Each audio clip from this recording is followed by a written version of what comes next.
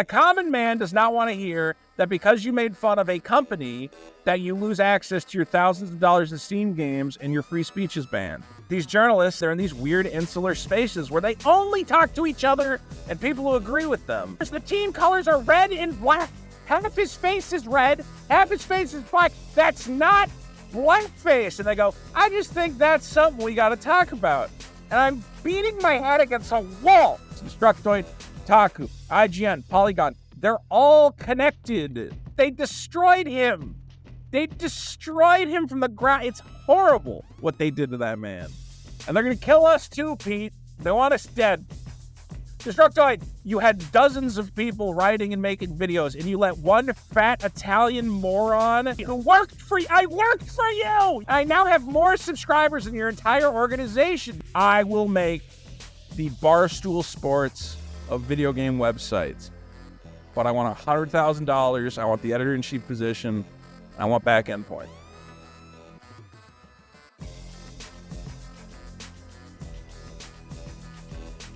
Hello and welcome to CULTURESCAPE, the show that interviews the geek creators and influencers who built nerd culture.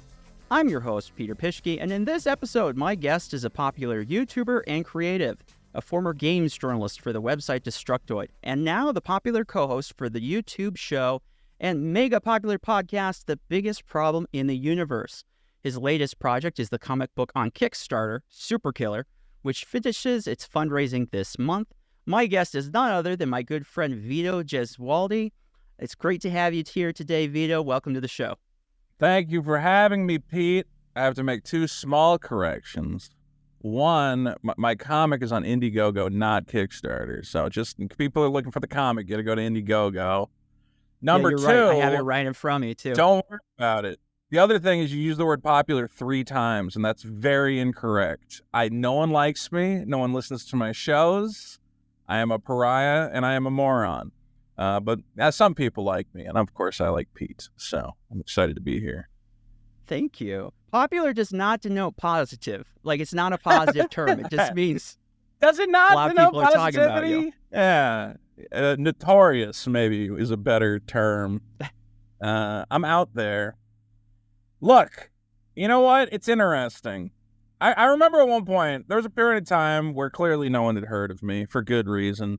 I'd been working in video games, a horrible industry full of psychopaths, and I kept being like, eventually I'll get hired at one of these big video game magazines, I'll get a name for myself, and that didn't work out. So I was just rotting alone in Vallejo, California, which is like one of the top 20 cities for crime in America, living in a roach-infested apartment. And I went, you know what the worst thing in the world is? It's being invisible. It's like existing and no one knowing you're there. I had nothing going on. No one knew who I was. And now a bunch of people know who I am, and it's a constant headache. You know, some people it's nice, and I have a lot of fans, but I have a lot of haters and a lot of crazy people. But at the end of the day, I go, you know what? At least people are seeing me. And even if they think I'm a scumbag and a weirdo, at least I'm not, nothing. And that's how I live my life. If somebody knows what you're doing, it's like all those guys who climb a clock tower and kill all those people. At least you know their name, right? No, that's not a good example. But no one climb a clock tower. But still, you got to put yourself out there in today's day and age. It's the only way. We live in an attention economy. And I don't know how people survive without getting attention. You have to be a little more, I don't think people understand. I was very reserved and quiet and kept to myself for a long time. And then I realized you're never going to get anywhere doing that. You got to be loud and bombastic and get in front of the camera and do whatever it takes. And it doesn't always work out, but at least you're doing it, right? Yeah, that's something I've known about you for a while, Vito, being a friend of yours. You are in many ways, you're very much an introvert. You like to do what you like. You're interested in the stuff you're interested. You just kind of want to hang out with your cats, play your games, joke on the internet. Yeah. Everybody thinks I must be an outrageous party hound. I'm going out. I'm like, I stay. My idea of a fun night at home is meticulously organizing my Magic card collection. And I go, ooh, all the green cards are together in alphabetical order. And my cat, and I'll pet my cat. I'll organize my magic cards. I am a lame when you get down to it. But I do love comedy, and that's my one thing is that I just I remember as a kid being trapped in public school. Pete, you went to public school? I did, yes. You remember being bored in class? Many times. Yes. To me, school was like the ultimate torture. I was just constantly miserable.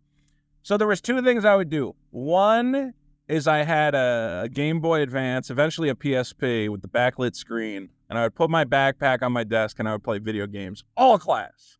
I don't know why. I don't know if the teachers knew I was doing this. They're like, why does Vito just stare at his backpack all class wrong? Is he like autistic or something? I'm just like, yeah, okay. Either that or just cracking jokes through every class the whole way through. Like history, whatever it was, math, just cracking jokes. Because humor kept me from jumping off a bridge in high school. Because I was just like, I'm bored out of my mind. I hated it. I don't know how today's kids who are jacked into the matrix, who have access to cell phones and social media and constant endorphin rushes, how on earth are they putting them in a classroom and expecting them to pay attention to a dude with a whiteboard? So those kids must all be going nuts. But that's why comedy to me has always just been like the thing that life is absurd. It's insane. Everyone I encounter is nuts. And humor is what I'm excited about. So that's I guess where I come out of my introvert shell, and I'm like, comedy is great in crowds. It's great with a bunch of people and everybody being a part of it. Yeah, I've read from a few biographies or articles talking about different comedians. A lot of them are very introverted, and they have to be very self-critical. And sometimes people who are more extroverted, they lack that ability. And so a lot of great comedians, they have to be able to look inward and be like, okay, where am I screwing up? What am I mishandling? What do I need to try again or fix or change? And that's not always easy. I mean, that's probably one of the hardest things you can possibly do, because it's either you're good or you're not, and it does you no favors to pretend otherwise. Well, part of what you get from, especially like a stand-up comedian or something, is you want, when you go to see a comedian, you want someone to tell you how hard things are going for them, you know? There's kind of like a joy in the audience to go, you know, I had a bad day at work and I had a bad week and my wife's nagging me. But this guy up on stage, he's talking about his wife wants to cut his head off and his dog doesn't love him and his kids are all nuts. You know, you're hearing them gripe about their lives and the things they encounter and the things that drive them nuts, and you relate to it. You go, I have waited for an airplane, and the food is terrible on the airplane. You know, okay, you know, you're right there with them. That's why extroverted people, like super positive people, I had a buddy who tried to do stand-up. We took the same stand-up class, and at some point, I think we all kind of went to him and were like, you live too good of a life to be a stand-up comedian.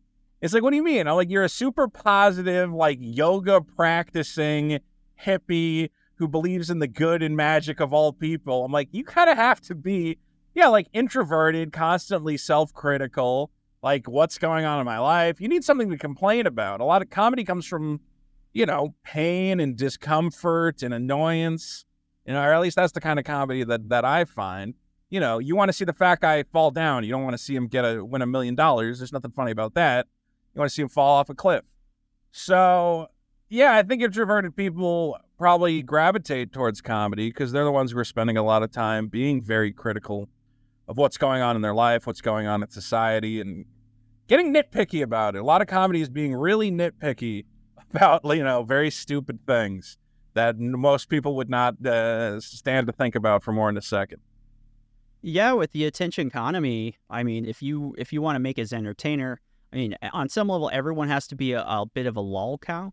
But even the best of lol cows, they're not normal people, because like they wouldn't get the joke anyways. Like the previous host for Biggest Problem in the Universe, which is a Maddox, he's kind of like that in some ways. He's a lol cow, but he doesn't realize he's a lol cow, and that's kind of where the entertainment comes from. You have a normal person, it's like, you know, they're like white bread. They're just not all that interesting. Right. You definitely need a lot of self-awareness. Well, it's interesting too.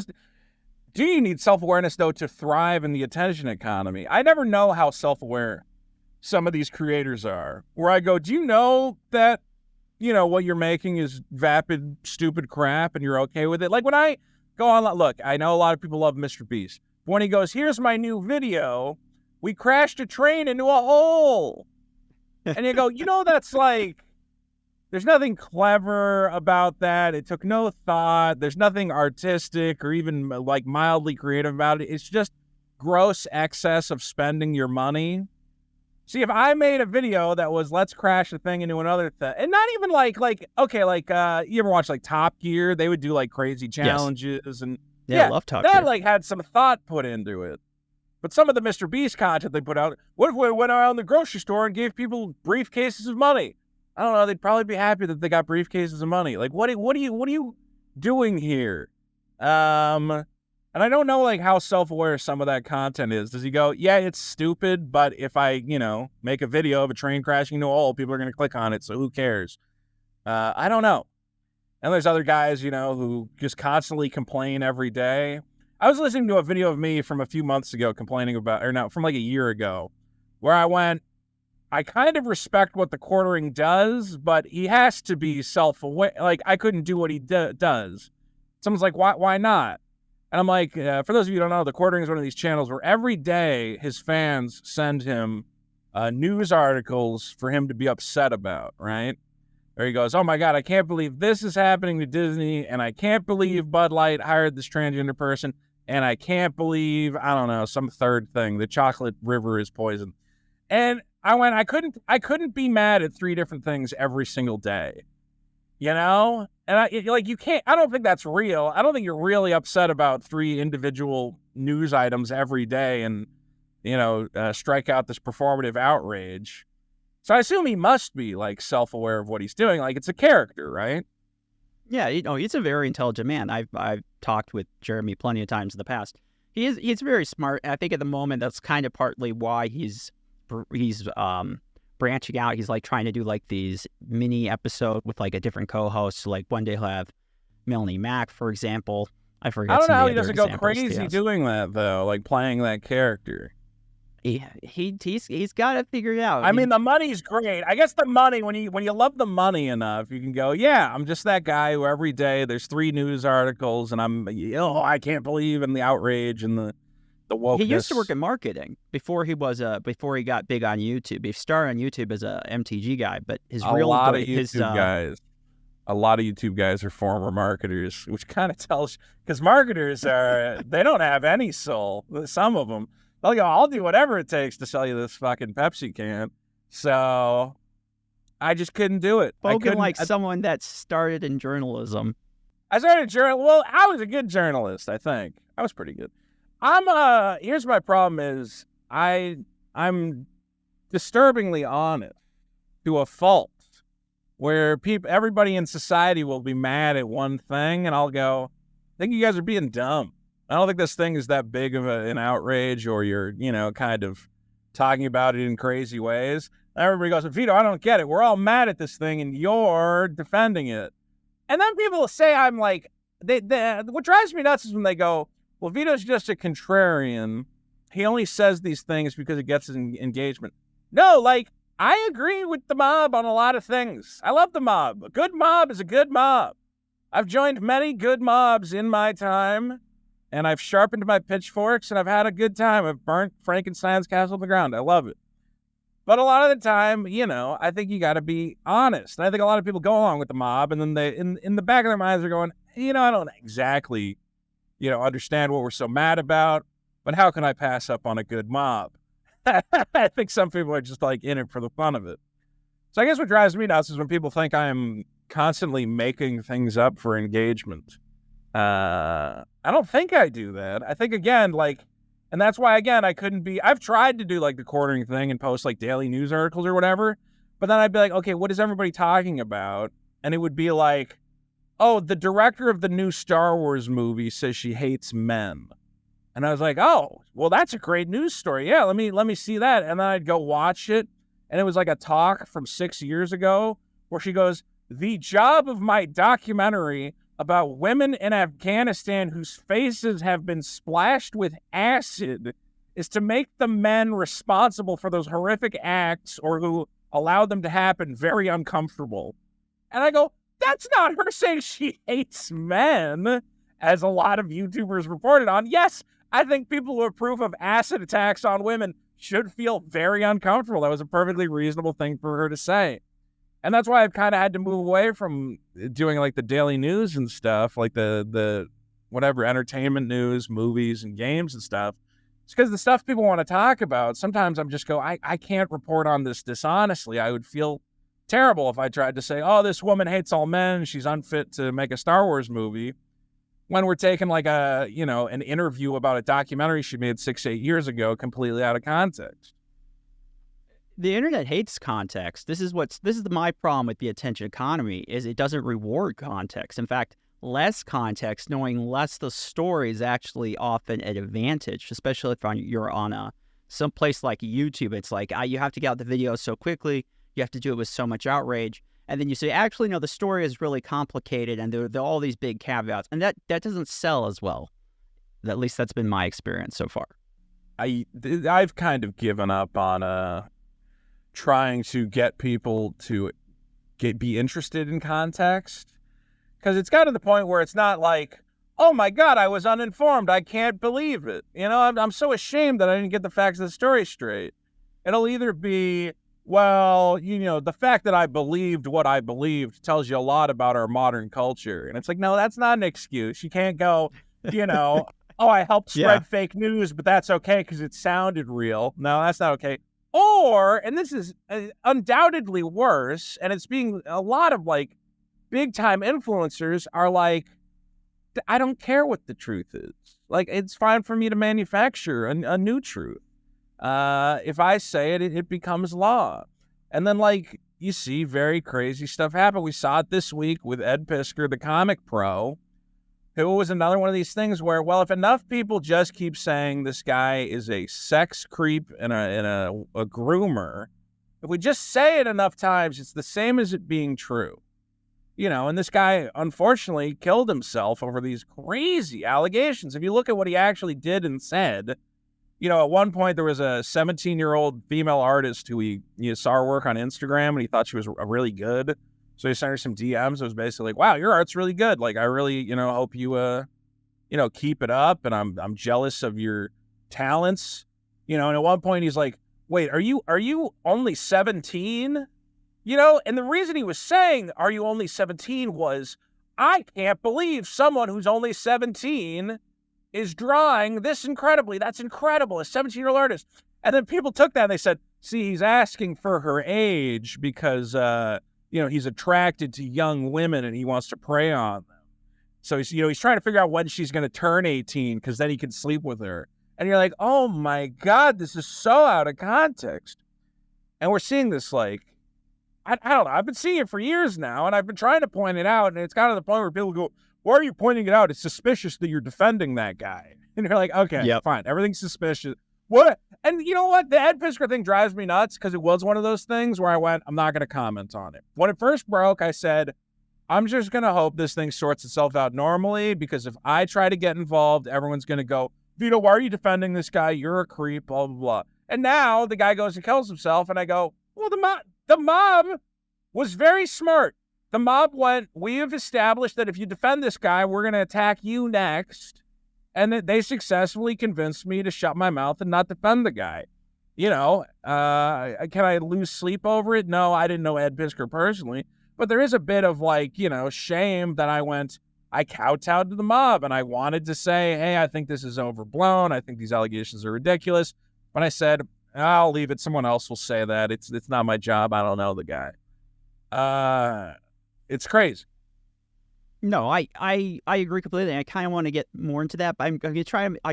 You've had an interesting career as a creative, so I kind of want to do this a little bit more chronological. But we will come back to this because this is an important theme. So you were like a teenager, right, when you started writing in games journalism? I have that correct, right? Which is crazy to me. Yes, you are correct. I used to read. Okay, so there used to be a website called the GIA, the Gaming Intelligence Agency. I don't know why. I really like that site. And then it stopped.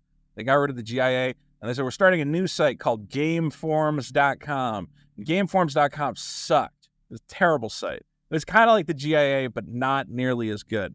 But they had a letters column. The letters column was kind of interesting. Like, they'd have a topic, and people would send in letters, and the guy would answer them. And for some reason, that guy quit, and he said, we're hiring a new letters columnist. And I was like either a freshman or a sophomore in high school. And I went, pretty sure that if people sent me letters about video games, I could, like, answer them and make fun of them and make stupid jokes. So I applied, and they said, yeah, you can be the, let's be clear, this was like an enthusiast site, okay? I wasn't getting paid. I got paid in product. I got free stuff to review. But they're like, yeah, you can be our letters columnist. I'm like, cool. So I started writing a letters column, and at some point, they're like, so where do you live? Where are you at? I'm like, oh, I'm in high school. I'm a sophomore in high school. And they're like, we hired a 16-year-old to run the fucking letters column. And they're like, well, he's doing an okay job. Let's keep with it. I don't know why. I don't know what it was that I wanted. I mean, I was obsessed with video games, obviously. And I grew up reading all the magazines and the EGMs.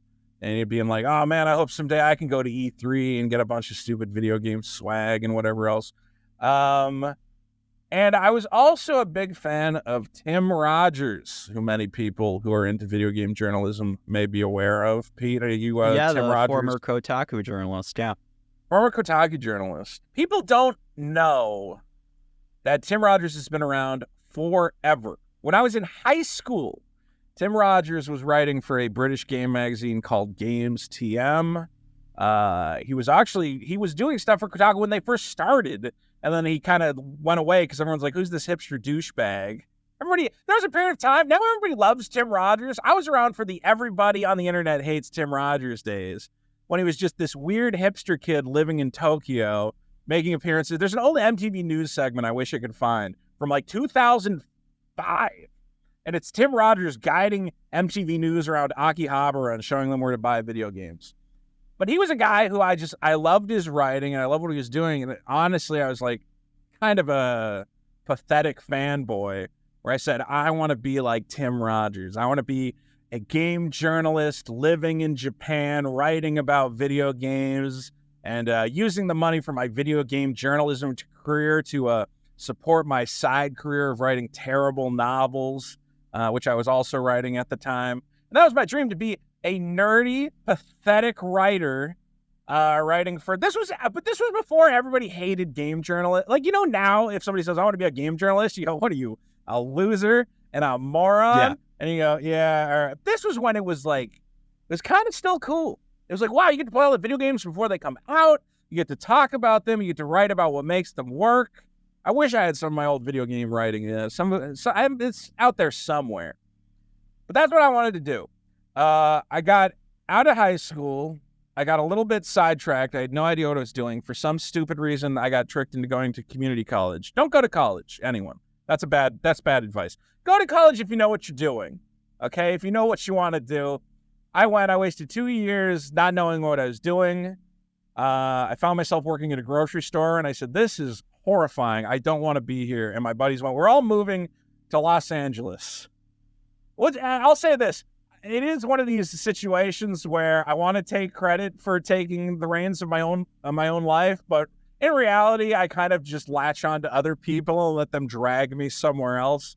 All my buddies at the same point, they said, let's move to Los Angeles and see what happens. And I said, let's do it. So I'll move to Los Angeles. I managed to get a job writing for a couple video game websites. It was enough to pay my terrible rent. I lived in the ghetto, the legit ghetto. It was a lot of fun and I have a lot of stories. And from there, I was okay. I was making a little bit of money as a game journalist, hanging out. But it wasn't going anywhere because game journalism is, one, an industry that doesn't pay people anything, and two, full of psychopaths and nut jobs. All this stuff we're talking about now where it's like, how did activists take over all these companies and push anybody out with a brain and a sense of humor? Well, video game journalism was one of the first industries to get there because it's already full of nerds and weirdos, right? Like, who else would want to write about video games? A bunch of shy, sensitive, gender, queer, whatever, albino teens, which is fine. That's great. I celebrate you and your independence and your unique creativity. But you get to the point where one of those guys becomes the editor-in-chief of the publication. He goes, I only want to hire white, queer, albino, transgender midgets for the rest of the time. And I go, well, can I write about stuff? And they go, well, what are you? And I go, like a white guy. And then they're like, well, what do you like to have sex with? I'm like, normally women. You know, I've dabbled, mostly women. Like, okay, straight white guy. We're not hiring you guys right now. We'll save you for later. And that's what video game journalism became. It became a bunch of weirdos who they're all friends and they all like each other, but they're deathly afraid of interacting with anyone they disagree with. So rather than take the risk of hiring one of those people, you know, like imagine if Kotaku ran an article and the article was like, well, actually, we disagree on this Sweet Baby thing. I think Sweet Baby is bad, and here's why, and I'm going to lay it out. They could never hire anybody like that because everybody within that organization would be screaming and pissing their pants. They just won't hire people they disagree with because they're afraid of any confrontation. These people do not go on. You know, we all have YouTube shows. We all have, like, spirited debates when we disagree on things. When's the last time you ever saw, like, a Kotaku or an IGN or a GameSpot say, we're going to host a debate? Okay, here is a topic in video games that people disagree on, and we're going to present both sides, and we're going to let them have it out. No, they all have to be in constant agreement. Because, again, it's a bunch of weird, shy nerds who like the idea of confronting anybody with it terrifies them. They don't want to do it. I was going to say, kind of funny, Colin Moriarty, that's like 2013. So, like, that was kind of the end of it, though. Because, like, even I had a Kotaku journalist on the previous episode with Levi Winslow, and he's a lovely person. And they're all very nice guys. Conversation. Yeah. But they don't tend to go on media that they feel very comfortable with, that would be very friendly to them. Like the big one that everyone's talking about, of course, is Alyssa Mercanti, who did that big Sweet Baby article for Kotaku, and the show she went on to is Cleef Adams, who is a big lefty. I mean, it was very much, this is safe territory. Very rarely, to your point, do they put themselves in a situation where there will be any pushback, and it is very toxic because it has created this environment that says if you are outside the group, and people make the mistake, this is just politics. This is more like culture and ideology. If you are outside the group even a little bit, great examples like Eric Kane, who we both know from Forbes, are totally normal guy. In trouble. I'm going to get in trouble, but I got to say, get Gene Park, he's currently like my Tim Rogers at the moment. I love Gene so much. Gene's too smart for the... we are going to get Gene in trouble. We can't say his name. I go, Gene, you must be going nuts with these people. And he goes, I don't want to talk about it. I go, I get it. I don't want to talk about it either. And again, Eric Kane from Forbes, they're like perfectly normal, reasonable guys. But the fact that they tried to cancel, did you see when they were trying to cancel Gene Park for some reason? What did he do or say? He had colon cancer at the time. He had a tumor as long as he's fine colon cancer, and he had just talked to Colin. An Asian man with cancer, and when I look at the progressive stack, I go, that's got to put you pretty low on the totem pole. All right, that's not like a... Okay, and then, but he said something, or he like didn't he interview Colin Moriarty or something? Yeah, he just talked. He just went on Colin's show. He went on his show, and they all said you can't go on Colin Moriarty's show. He has instigated harassment against marginalized people. And you go, well, what do you mean? He goes, well, this person on Twitter said he's a horrible piece of shit, and rather than just ignore it, he said, "Oh, fuck you, buddy." And you can't do that because the person who called him a piece of shit is, again, a transgender, albino, midget teenager. And by saying, fuck you for calling me a piece of shit, that's inviting hatred to that person. They're allowed to call him a piece of shit, and he's not supposed to say anything back to them. Yep. Because it's the power dynamic. That's what they get obsessed with. And they don't understand. Look, we both have friends who are trans, do the pronouns thing. All of it, I have zero problem with people that want to do that. That is not the issue here. The issue is you have people who are just not very good people. I've had lovers who are trans. Okay? That's what people, everybody thinks of like, we're all hate mongers or whatever. All right? I dated a beautiful transgender woman, and I wish I had not lost her phone number because I don't know where she's at right now. She was a good-looking My lady. point is, point is though, it's not the issue that they're trans or black or any of that. It's just the mistake I think they make is that these are people who are just not very good people. They're very manipulative. They aren't very kind. They're quick to criticize and destroy. It's not because they're trans that is the problem. It's because they're not a very good person, but because they've become so worried about the group or the power dynamics or punching down, whatever you want to call it.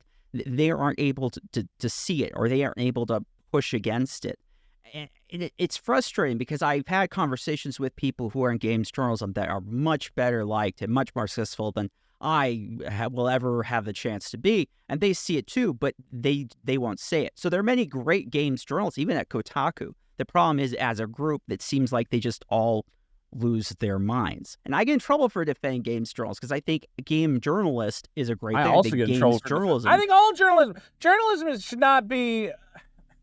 But the journalists do it to themselves, which is dress up a fucking wall. I'm like, guys, I don't want to live in a world where we trust big corporations more than we trust journalists. The function of journalism is hopefully to be a voice for the common man, defend the common man against the great evils perpetrated by the oligarchs and then the big wigs and whatever else. Okay? Because companies and people in positions of power command great power. They have the ability to affect change with their wealth and with their status. Okay, the common man, we don't have access to that. The only power we have is in collective action, all of us together as one. And the only way to unify that a lot of the times is by being made aware of abuses and problems. And that's the function of journalists. Okay, journalists exist to go, here is a problem, and you should all be upset about it because you individually don't have a lot of power. But if hundreds of thousands of people are upset about this, whatever, BP oil poisoning the Amazon River, then we can affect change collectively through collective action. Okay? The problem is journalists go, we're all really mad about them poisoning the river. And also, did you see this kid at a baseball game who was wearing blackface? And you go, what do you mean? And they go, yeah, look, it's blackface. I'm like, he's dressed up in the team colors. The team colors are red and black. Half his face is red, half his face is black. That's not blackface. And they go, I just think that's something we got to talk about. And I'm beating my head against a wall. Like, do you understand that every time you take a non-issue and you try to place it on the level of, like, this is a true societal ill that must be addressed, that you are now diminishing any other journalism that exists to expose actual wrongdoing? Okay? Because now you'll have, like, stories come out and be like, yeah, this big company enslaved a bunch of kids to, harvest rubber plants or whatever else. And it's like, yeah, but that's coming from Salon. And Salon said, the biggest problem in America is white supremacy or whatever. So I don't take it seriously anymore. Like, and these journalists just do the bare minimum. With the Sweet Baby thing, just say, hey, that Sweet Baby employee who said we should all report this Steam group and get this guy's Steam account banned, that was a really stupid and bad thing he did, and we can all agree on that. Even us here, even though we believe Sweet Baby is fine and what they did is fine, we can at least agree that that employee acted improperly. And I tried to get what's-his-name to say that. I had him come on my stream, that guy from the Nathan Grayson.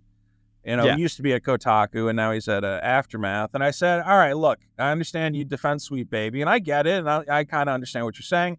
Can you at least say this guy did something wrong trying to get this Steam group banned? It's like, well, I don't know, that Steam group was kind of harassing people. And I'm like, oh, come on, I'm giving you the easiest out here. Is to just find some common ground with the common people. The common man does not want to hear that because you made fun of a company that you lose access to your thousands of dollars in Steam games and your free speech is banned. Okay? The common man doesn't want to hear that.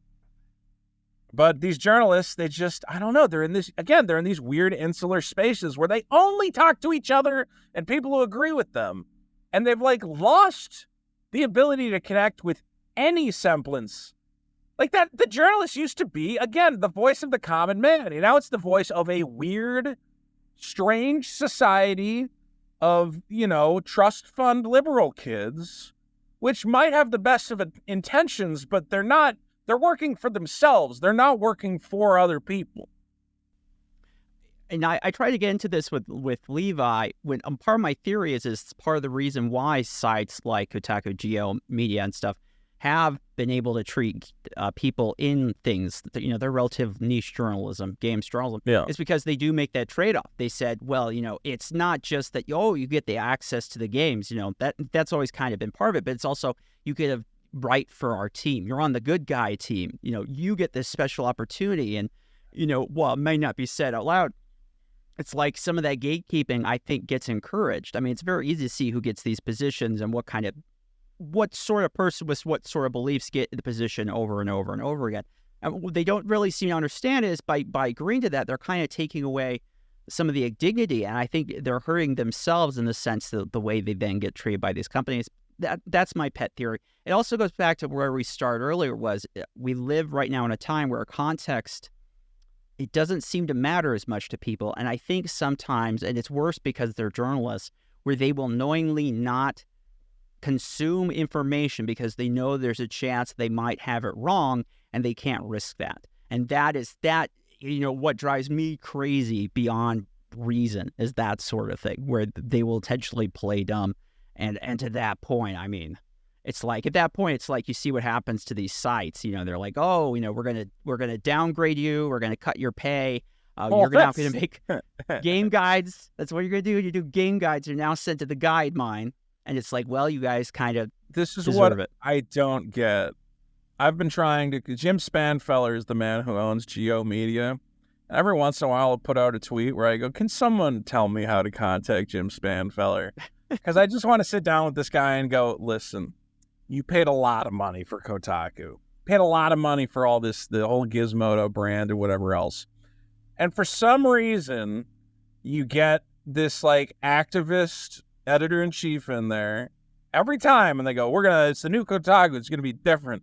Here's our new article about why all the gamers are stupid and wrong. And I want to go, can you just get like some interesting Kotaku was at their height when they had Tim Rogers. And here's the thing that's great about Tim Rogers. You'll never hear a single political thing come from his mouth because he doesn't care. He's not interested in it. I hung out with that man in Oakland for 5 years, and his take on politics was, I don't really care about any of that. Okay? He just wanted to talk about video games are interesting, culture is interesting, making art is interesting. Yes, like your art will have politics in it eventually, but it's just... Why not just get a bunch of guys who really like video games and want to talk about video games? Why are there always these constant articles about what video games doing, how video games are failing women, how video games are failing people of color, how video games are failing transgender people? Why don't you tell me something cool about video games? What are they doing right? And whenever they're doing something right, it's like, this game has a strong transgender character. And I go, yeah, I know they're doing that right too. But isn't there anything else you want to talk about? And you're watching their views go into the dumpster. I was at Destructoid, right? And they paid me nothing because it was a dog shit operation, which is fine, whatever. A lot of these game sites aren't making a lot of money. But I said to them, hey, I was doing a lot of video stuff at the time. And I went with my buddy, Alistair Pensov at the time. He said, I'm going to interview the guy who made BioShock, and his name's on the tip of my tongue, Ken Levine. I'm going to interview Ken Levine. This is right when BioShock Infinite was coming out. Huge game. And when he got an interview with Ken Levine, he goes, can you go edit it? It was him. He talked to the guy for like 45 minutes. It was like a long interview. Yeah, it's a big deal. It is a big deal. And I took it, I edited it down to about 3 minutes. And at first, Alistair and the guys at Destructoid, they were like, well, what are you doing? We had a 45-minute interview. I said, yeah, doesn't matter. I made a 3-minute clip. They're like, but we should just post the full unedited interview. And I'm like, no one's going to watch that. No one wants to sit there for 45 minutes. Some people will watch it. I'll say that. Some people are going to want to sit down and watch these guys talk about BioShock for 45 minutes. And you can post it later, whatever. Post this 3-minute clip. I narrowed it down to him talking about the box art. Because at the time, there was a big controversy on the box art where the box art was just the guy holding a gun. And they're like, oh, it looks like every Call of Duty box art. Why didn't they do something interesting and clever? And he laid it out, and it was a very interesting explanation where he went, look, we did a lot of focus testing. One of the focus testing is we went to, like, frat houses. And we showed them the cover of BioShock 1, which is, like, the big daddy with, like, a little girl and, like, a big crazy gun. And they said, what do you think this game's about? And he said, all the guys said, it looks like it's about a giant robot and a little girl who go on adventures. And he went, see, that's a problem. Because those guys aren't going to buy a video game about a giant robot and a little girl who go on adventures, even though it's a cool and evocative cover. And he broke it down. It was a great clip, and it got 100,000 views, which was the best performing video Destructoid had in 6 months. Because I came in, look, I'm not going to toot my own horn. I did what was obvious to me at the time, which was this was before YouTube Shorts. This was before Reels, short little videos, to the point. Ken Levine talks about the BioShock box art. Went on Reddit, it was getting reposted. It went like semi-viral. He was big for game journalism. And at some point I said to them, listen, just make me your video guy. Your other video guy's leaving. Whoever's Max, I forget his name. He went to like IGN. Just put me in charge of video. That would be cool. And the problem was, at the time, there was a weird scandal. Again, the guy who had done the interview was this guy, Alistair Pinsoff. And he had gotten canceled. This is like one of the early cancellations because there was a transgender game developer who had said, I need money because I have cancer. I'm going to die of cancer. And a lot of people had donated money to her. And it turned out that the money was not for cancer. It was to pay for her transition surgery. And Alistair said, well, that seems very unethical for a prominent game developer person, or at least one who was reported on. A lot of game sites said, oh my God, this person has cancer, let's give them money. Actually, they were paying to transition. And he said, I want to publish this story on Destructoid. At the time, they were making him like a lead editor. He's like, this is an unethical thing this person has done. And they told him no. And he said, well, why? And he's like, because it'll really upset the trans community if you report on it. And Alistair, being a real journalist, went, this is like a horribly unethical thing that happened. People deserve to know where their money went. And he wanted to publish it on his own blog. Because he did that, there was an entire whisper network against this guy. Remember when that Comic Artist Pros, or not Comic Artist Pros, the Game Journo Pros mailing list got exposed? There was a bunch of emails saying, well, Alistair's fired from Destructoid, and if any of you are thinking of working with him again, I would very specifically advise that you don't. And at that time, I was one of the few guys going, guys, Alistair saw what he thought was a deeply ethically bad situation. Yes, it's going to invite anger against this trans developer, but this trans developer lied and scammed people for tens of thousands of dollars. I think he has every right to report on it. Because of that, and a number of other things, me being a loud, abrasive Italian, they were like, we just don't think you're right. Even though you are getting our channel more views than we've ever gotten in the history of, like, the past 6 months. The last time we got this many views was because we were the first people to post a Call of Duty trailer. Even though you're killing it, you're associated with the bad guy, so we're not telling you to quit, but just, you're not going to, there's no room for you to advance here. I said, okay, that's fine. I accept. And, I had people tell me I applied to other video game websites. One of them was Polygon at the time. And I was in contention to get a job at Polygon until, like, some of this stuff happened. And then years later, someone came to me and they said, oh, yeah, I remember when you applied to Polygon because we took your resume out of the stack. And a bunch of the guys working there were laughing about how you're never going to get a job there. And I was like, holy shit, what the fuck? I didn't think these guys knew who I was, but apparently it's such a small community. Yeah, a guy, I won't say who it was. He says, yeah, I worked at Polygon. I remember we had a meeting going through, like, people we were thinking about hiring. And they're like, oh, Vito Gesualdi, that asshole who defended the horrible transphobe Alistair Pinsoff. And I went, all right, well, you can't win them all. Look, there's an alternate universe where I towed the line. I was a good soldier for the liberal cause. And I am liberal, and I am a good soldier for the liberal cause. I'm too much of a good soldier, okay? But, okay, because I deeply disagree with this cancel culture shit, and I think, I don't know, whatever. I made myself persona non grata. I did manage to like stick around in the marketing aspect of area of video games. I worked for a publisher, you know, Majesco, who does like Cooking Mama and stuff. Yeah. I worked for a subsidiary of them. And then I kind of fell into video from there. Like, I was already doing video, you know, doing like interviews, going to conventions, and you can find a lot of videos of me when I was much skinnier and happier, interviewing people about the games that are coming out. But from there, I really kind of I was like, you know what, let's commit to this video thing. I think I'm good at it. And I picked up some good editing skills. I was making trailers for video games at the time.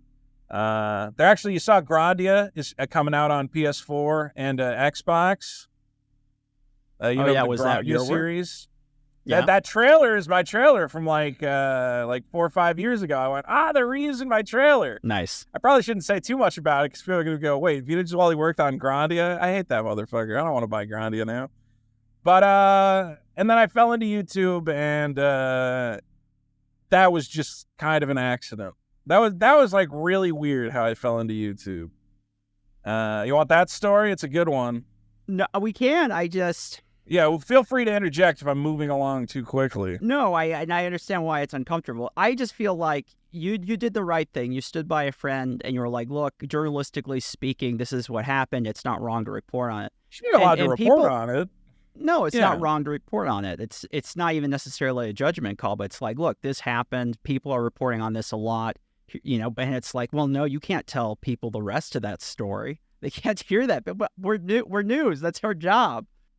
There was a period of time where it was like, it feels like it's gotten better, and now everyone's going like, okay. But there was a period of time where like there were certain sacred cows, and this was like right when like the transgender movement was picking up steam, and I think Caitlyn Jenner had just started coming out or whatever else, and it's like, you can't say something bad about a transgender person. It's like, she stole money though. I feel like them being transgender is not the story. I think the story is lying about having cancer. And they're like, well, unfortunately, he was moving. This drove me up a wall. It was the same week. He was about to move to San Francisco to become basically the second in command of Destructoid. They gave him the job. He had the job, and then they took it away from him because he tried to honestly report on what should have been it's a story. How is that not a story?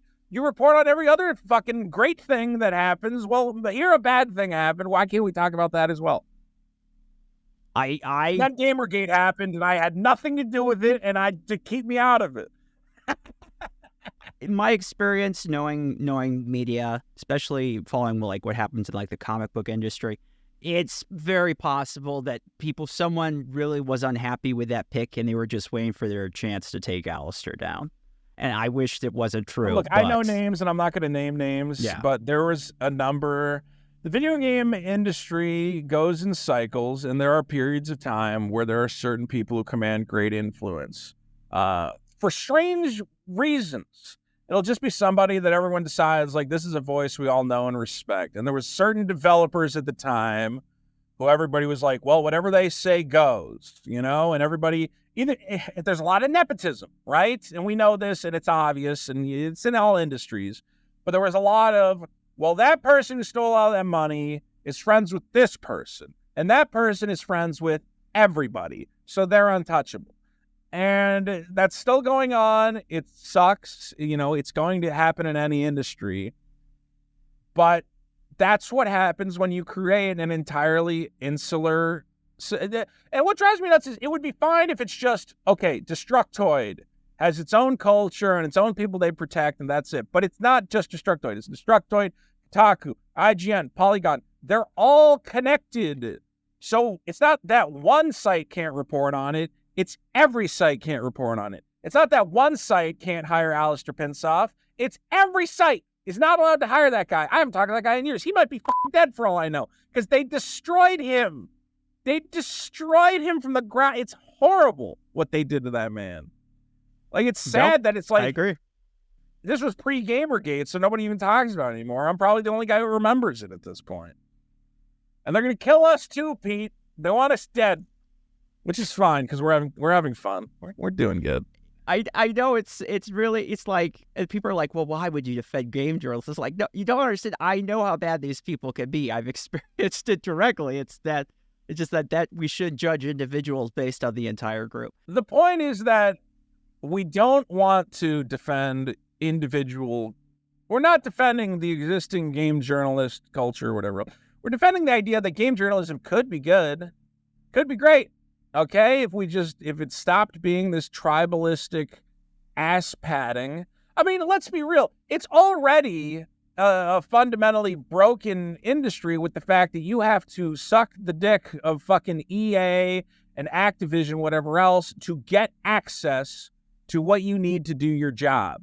Okay, you can't rock the boat because then Nintendo will go, you're not invited to our press stuff anymore. You can't review that game. All right, so we already have that to contend with if we are, and I'm talking from the perspective of a game journalist. If I was still a game journalist, I'd say, guys, we're already in a bad situation. Okay, we're already in a gatekeeping situation that it's us versus them. Why are we creating that for ourselves with us versus other guys? Okay, why don't we all just agree, look, we might have different politics, so we might have different opinions on things, but ultimately the real war here is us wanting to report honestly about video games and video game companies who are basically glorified marketing vehicles who want to convince you that every video game is good, even though they know. They've played the game and they went, oh my God, we've made trash. How do we lie to these people and convince them otherwise? Their job as marketers is to lie to your face. Okay, if they've got a good game, the lie's a lot easier to swallow. Okay, but if they got a bad game, okay, they're just out there going, yeah, well, those combat animations are some of the best you're going to see on the Xbox One platform. All right, so we already have to fight against those cocksuckers. Why do we need the infighting and the nepotism and the whatever else? But whatever. I don't know. I don't know why we haven't seen like a new game site pop up. I'm going to say I don't know if the audience is the problem. You'd think that in the wake of this Gamergate stuff, Jeremy from the Quartering did try it at one point. He had that something games site. What was it called? Just Games, something like that. Just Games or something, which is not a good name, and that's not the name, but Simply Games or something. Exclusively Games. Exclusively Games. I've been thinking about what if I just started a video game. I don't have time or energy, but I was like, I want to make a video game website, and it's, what would you call it? Games for men. Men's games. The game site for men. And if a woman wants to write an article for us, she has to put on a swimsuit, and that'll be the top picture in the article. And then she can write whatever she wants. But other than that, no women, just guys talking about games. We have, who saved the sports journalism industry? Barstool, right? Yeah. Barstool Sports showed up and they said, what is ESPN? I turn on ESPN and there's a bunch of women talking about, racial injustice on the NFL field. I don't care. And Barstool went, here's a bunch of drunks and loudmouths betting on sports and yelling at each other. And you went, that's fun. That's what I want. I don't know why a game site has not emerged in the Barstool vein. I would do it myself. The only problem is that covering video games is genuinely a huge waste of time. Not a waste of time, but a huge time suck. Okay, yes. Talking about sports is easy. You can watch a sports game in 2 hours and write an article that night. A video game's 40 hours long. It is very hard to get through a whole game and talk about it succinctly and have a bunch of people play the same game and you all talk about it. That's the big hang up for game culture, which sucks because, a Barstool Sports for video games would be a real good time. Games journalism should have put more investment in video before they did, because now YouTubers are eating their lunch. That's where it's all moving, to influencers. And the game companies like that because they can just pay these people directly or send them on cool trips, or they can put together replicas of like Final Fantasy VII. I so wish I was one of these big influencers, because some of the merch I was they were getting for Final Fantasy VII Rebirth, I was like, yeah, I do want a full-size Moogle. Oh, did they? I got a button. Somebody sent me a button that plays the Final Fantasy VII theme that they got from one of the FF7 things. Here's what drives me up a wall. Okay? We all talk. Anybody who's on YouTube right now goes, my God, if I could just go back to 2010, back when YouTube was just starting off and knowing what I know now, not starting off, but was like just picking up steam, and knowing what I know now and having money and having a studio, I could have one of the biggest channels on this platform. And there's a lot of YouTube guys you see, but let's be clear, they're not the funniest guys. They're not the most interesting guys, but they were the first. They were doing it before anyone else. And I look at all these video game websites who all built out podcasting studios. They had video equipment. They had guys making interviews and whatever. I go look at the Kotaku YouTube channel. Okay, their last couple videos, here's the view counts. 681 views, 1,600 views, 1,000 views, 900 views. This is a legacy video game site that had a 10-year runway to set up a not only, the worst part is they did it. They had Tim Rogers. Okay? Oh, you're talking about Kotaku. I'm talking about Kotaku. They had Tim Rogers come in, and he completely revitalized their video strategy. He said, well, why don't you guys just make videos that don't fucking suck? All right? You got excellent entertainers. The other thing is a lot of these video game journalists all think they're entertainers, and they're not. They go, we can make like video reviews. You watch the video reviews, and they're like wet blankets reading a book report. It's like, the thing about Final Fantasy VII Rebirth is the majesty of the world. Really, and you're like, oh God, just get a guy who can talk. You're killing me. So all these websites, and again, Destructoid, I think I have more. How many subscribers does Destructoid have? Let's see. 193,000 subscribers. Destructoid, you are a outlet. You had dozens of people writing and making videos, and you let one fat Italian moron who worked for you. I worked for you. You had me. And I now have more subscribers than your entire organization because all these guys never figured out how to be entertaining. They were too busy complaining about bullshit no one cares about. It's crazy. Video games, the most popular form of entertainment in the history of the world, and you are getting 900 views on a video. Like, at that point, just shut the whole thing down and set it on fire. I mean, so my videos get more views than that, which is saying a lot. Yeah. Yeah, because you find interesting guests and topics. You don't go, oh, we played the history of Star Wars games, 600 views. Who cares? Review of Diablo 4 from 10 months. Oh, all their videos are from 10 months ago. I guess Destructoid's gone out of business. Never mind. These are all like 10 months old. Cool. It is kind of a mess. I mean, there's a lot of stuff going on with news right now with like Google choking and I should better say throttling, which means the exact same thing. Throttling traffic and ad rates being where they are. But I mean, for this part of journalism, it does feel like there were a lot of things that could have been solved before this point, and they wouldn't be in such a poor position. Because at this point, it's like existential. Like, how much of game journalism will survive all this? That's a big question. If you want a functioning video game journalism website, here's how you do it. 1, you need a couple autistic kids who just want to make little game guides. And that's fine. We love them. And they're fun. Okay, they want to tell you how to get every crystal, where to find every power coin, and they want to write it up. They want to make detailed maps, whatever else. Those guys are great. They have a lot of fun doing that. Get a couple of those guys. Don't put them in front of a fucking camera. Stop it. Okay, these people are not entertainers. They're not broadcasters. Okay, I know they're great writers. They're great writers. They write great stuff. For the video stuff, for the podcasts, okay, you need a guy. I'll describe him briefly. 280 pounds, big old beard, big stupid mustache, who is loud and bombastic, and a moron who says things that gets him in trouble all the time. And you might get uncomfortable.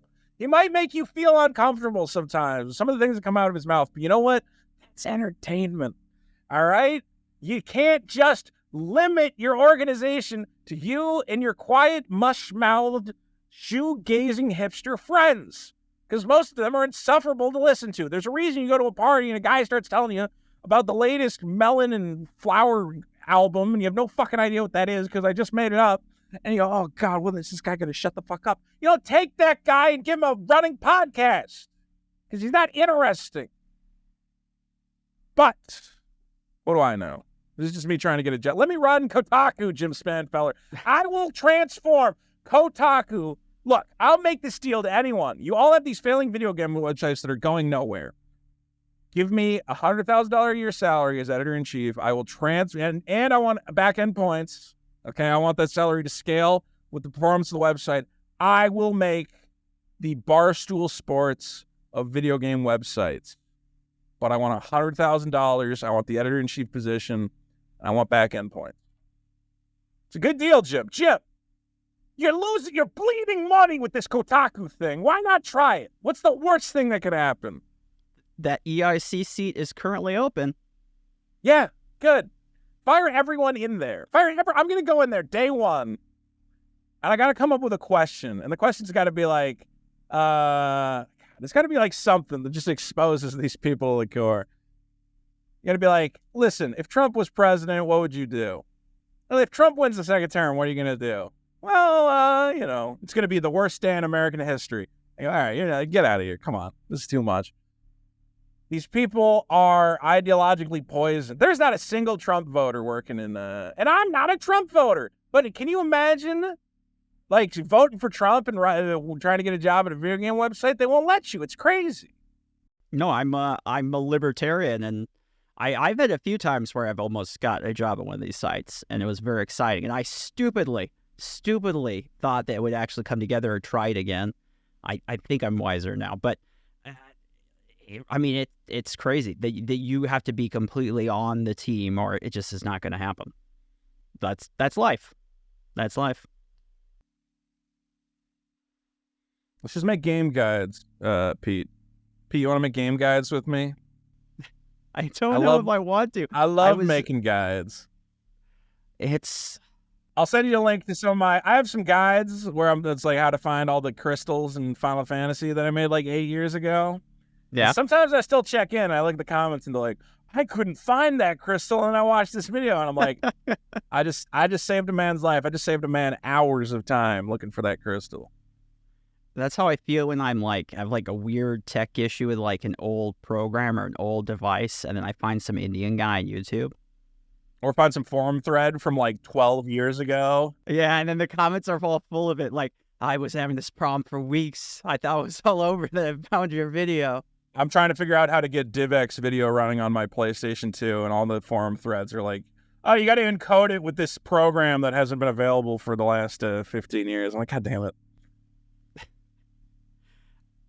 Well, that was a fun detour. I think it is relevant right now because people are talking about games journalism, Gamergate, all that stuff again, which is very much up in the air. How did that switch over to YouTube? You said you had a very cool story about becoming a YouTuber. I don't know if it's cool. I guess it's just a story of like, what happened was, for some reason, I was like, all right, I'd made a couple YouTube videos and never went anywhere. I did not understand YouTube. I still don't understand YouTube. But I said, you know what? I want to make videos about video games and stuff, so let me just try making some stuff. And I was making really dumb videos like, here's what I bought on eBay this week, and here's, I don't know, just stupid crap. Here's me commenting on news articles and whatever else. And then there was that Pepsi ad with Kendall Jenner where she goes to a protest and gives a cop a Pepsi, and then the cop's like, I don't want to kill all these protesters anymore. Yeah, that was oddly controversial at the time. Well, it was a really ridiculous ad where you're like, Pepsi, I don't think you're part of this movement. I don't know why you made this. And I said, I saw there was a big protest in Berkeley coming up. And I was like, you know what would be funny if like some idiot went there with like a bunch of cans of Pepsi and tried handing them out. He's got the Pepsi. He's got a Pepsi. He's trying to bring people together. Help him out. People are so divided, we can't even hand over a soft drink in this country. I gotta get in there. Shit. I don't know which side is safer. And then I was driving to Tim Rogers' house. And the protest was the next day because me and Tim used to, every Thursday, we would stream video games on his YouTube channel. And this was before he was working for Kotaku for the second time. Both me and him were out of money, and we both think it's like interesting how our paths immediately diverged from there, where he went off to Kotaku and now he has a huge career making videos, and I went off and became a YouTube moron, and now I'm doing great with podcasting, whatever else. So I'll go to his house and we're about to start streaming, and I go, Tim, I don't think I could stream tonight. He goes, what do you mean? You're already here. Let's do it. And I went, I have to go buy a video camera. I like right now. He's like, why? I'm like, because I want to film a thing tomorrow. And he's like, and it was like really weird for me to do that. It was like kind of like, I felt bad because like, you know, it was our streaming night. Like people were probably waiting to do it. And he's like, yeah, sure, let's cancel it. We went to Best Buy and I bought a GoPro and I made that stupid Pepsi video and it immediately got like 3 million views. And it like just all kind of I went, okay, I guess I'm a YouTube guy now. Like that's it. And it's like, it was one of those things where it's like, there's an alternate universe where I went, you know what? That's a stupid idea. Let's just stream video games from Tim's couch. And I would not be here talking to you right now. I would probably still be streaming video games from my couch, constantly cursing the fact that I never did anything with my life. But because I said, let's call this off, let's go to Best Buy and buy a GoPro at 8:30 at night. It was 30 minutes before they close. I buy the GoPro. I go, oh, this will be funny. I'll film it. You know, a couple people will see it. Instead, that video snowballed. He got coverage all over the place. Man goes to Riot and tries to replicate the Kendall Jenner ad. It was a hugely viral video. And that was about 7 years ago now, maybe 8 years ago now. And yeah, and then I guess I became a YouTuber. By accident, I was not really, honestly, at the time I was working on a little board game. I was like, this will be the next step in my evolution. I got a cool board game I'm working on. I was already working for like a board game company that makes this game called Star Realms, but I was like, I'm going to make my own game. I was like deeply invested in that. And then I made one YouTube video and I went, fuck board games. I'm done with this shit. I'm making videos now. So this was also right after I finished. Okay, here's how I've made a lot of, I get like in the magical thinking realm of things where I'm like, this is going to work. This is going to work and everything's going to be great. I spent 10 years writing a book. And the whole time I was writing it, I'm like, once the book's done, it's going to be a bestseller. It's going to be a Pulitzer Prize winner or whatever. I don't know. He's going to be the New York Times bestseller. I just got to finish this book. And I finished the book. I sent it to like 20 different publishers. And they all kind of said like, what's it about? I'm like, it's about 2 white kids who become terrorists and try to save America from World War III. They're like, we're not really publishing young adult fiction about young white male terrorists. And I'm like, I know, like it sounds crazy, but like there's a lot here and there's like a sci-fi background element. And they're like, mostly we want stories about women in dystopias fighting with bows and arrows. This was Hunger Games time.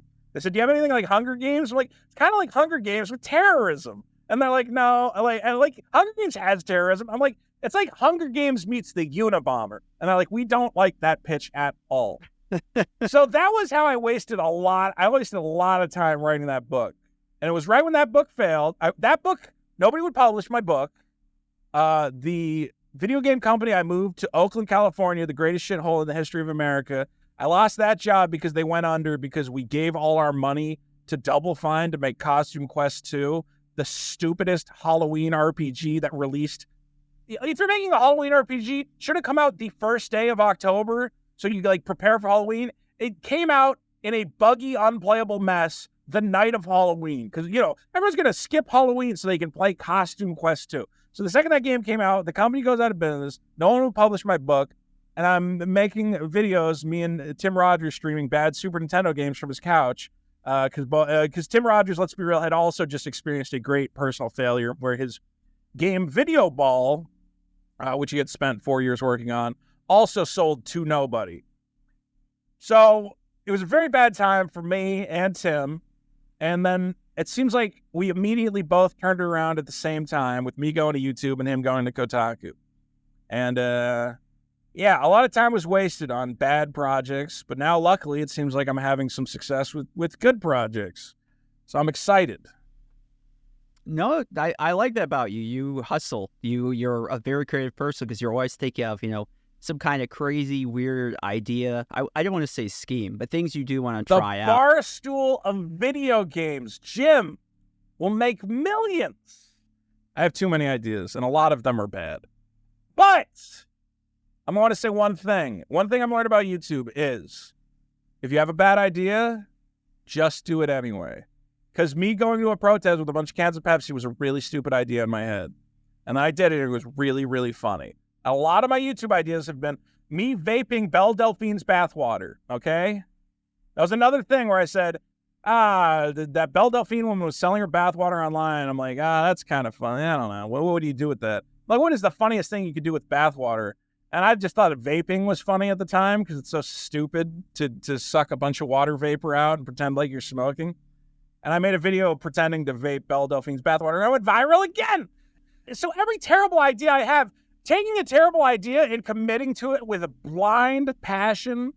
Have you ever heard of Patton Oswalt's stand-up joke about deathbed, the bed that kills people?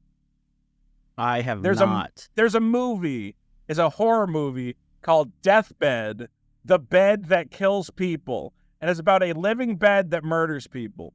And Patton Oswalt talks about what must have been in that guy's head when he's writing that thing where he goes, no, this is terrible. What am I going to do? No, just push through it. Push through. And all your projects should be like Deathbed, where, and let's be clear, Deathbed is not good. But the fact that you had the idea means it was worth trying. And there probably is a universe where Deathbed is the greatest horror movie of all time. I don't know.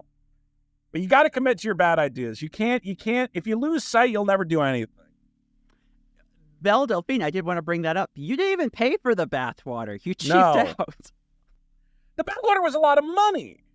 So what happened was I'm like, okay, I should make this video about vaping her bathwater. She was selling jars of her bathwater, but she posted a picture of the jar online, well, like a pretty good resolution image. And I said, oh. So I just took that image and I cut out the label she put on the jar and I printed it off my printer on sticker paper. And then I bought a glass jar from the store and I filled it with water and I put the sticker on it. And then I was like, joke. I didn't even think anybody would notice it. I posted on Twitter. I said, hey, look, I bought Belle Delphine's bathwater. Ooh, I don't even remember what I said, but I was like joking. I'm like, oh, I finally have the goddess's potion. Me, her biggest fan. I had no fucking idea who Belle Delphine was. That picture of me from Twitter alone went like in every Reddit board that's like neckbeards, incels, like reddit.com/manbabies. The top result was like, yeah, that would be the guy who would buy a woman's used bathwater. And it was just my tweet holding it up. And I went, oh shit. I did not realize that because she had announced it that same day. And the same day she announced it, I went, yeah, look, I bought it. And nobody in their head went, how did he get it the same day she announced it? It was literally just, and then there was like rumors going around. People were like, oh yeah, and that guy got AIDS and he died because he drank it. And like all these crazy rumors were being spread around and shit. So yeah, that went super viral. And I made a very dumb comedy video out of it. I go viral for a lot of really dumb things. Did you see when I had a bunch of cockroaches in my PlayStation? I went very viral for that. I do remember that, yes. Yeah. That's really gross. Somebody said to me, they said, you know what's interesting about you, Vito, is you go viral, and it's always for something really stupid and completely unconnected to anything you've previously gone viral for, okay? Or Netflix. That was a great one. That was probably the best viral thing we ever did was... Yeah, Dave Chappelle. Big Netflix protest. We're all mad at Dave Chappelle because he's mean to the LGBT community. And me and my co-host, Dick Masterson from The Biggest Problem in the Universe, held up signs that said, we like jokes, and everybody went nuts and attacked us and tried to kill us. Why is he breaking my sign?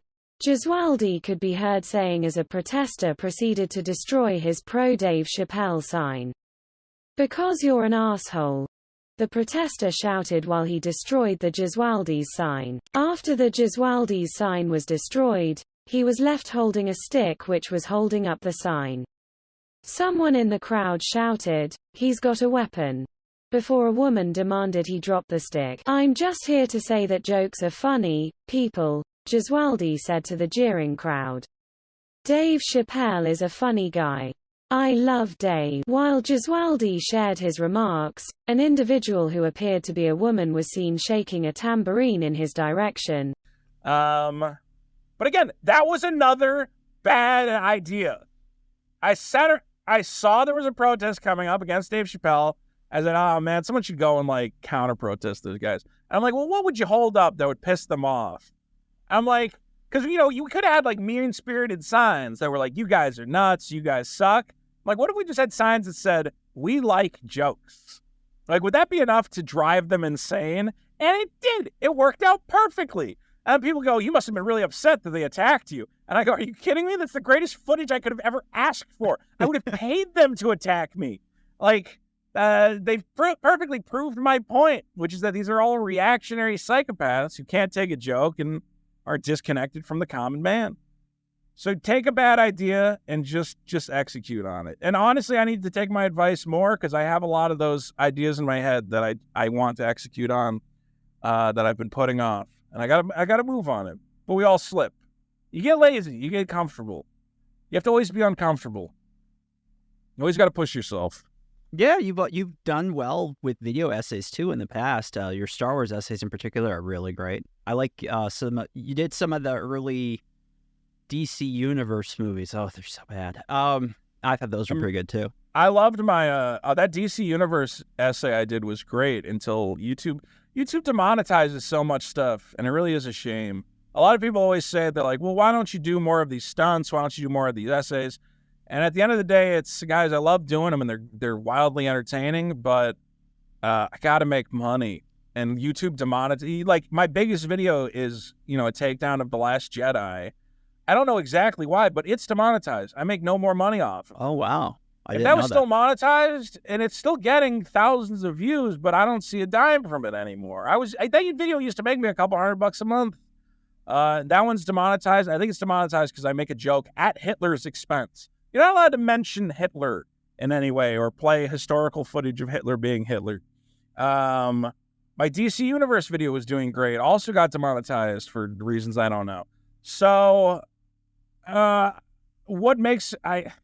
I want to do comedy. I really do. And I love making comedy. I love making content.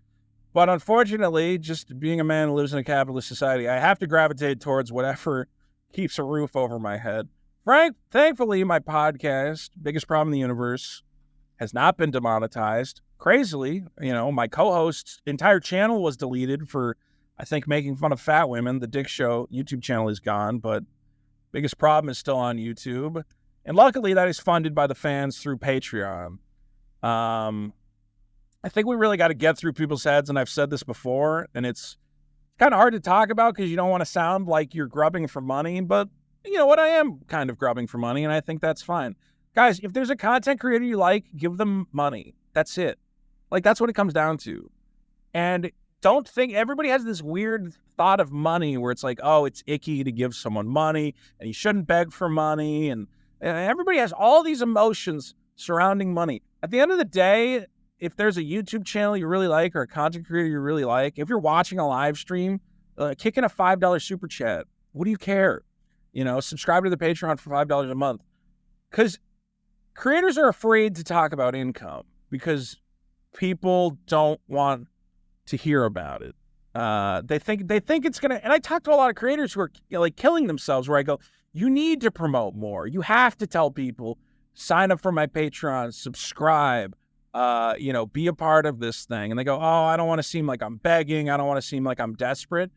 And I kind of got to tell them, you are desperate. We're all desperate, especially guys like me and you, Pete, who we've been pushed out of the mainstream. The mainstream's great because you get a salary and you don't got to think about it. Somebody's sending you a paycheck and it's part of some organization. You're probably never even going to meet the guy who signed your paycheck, right?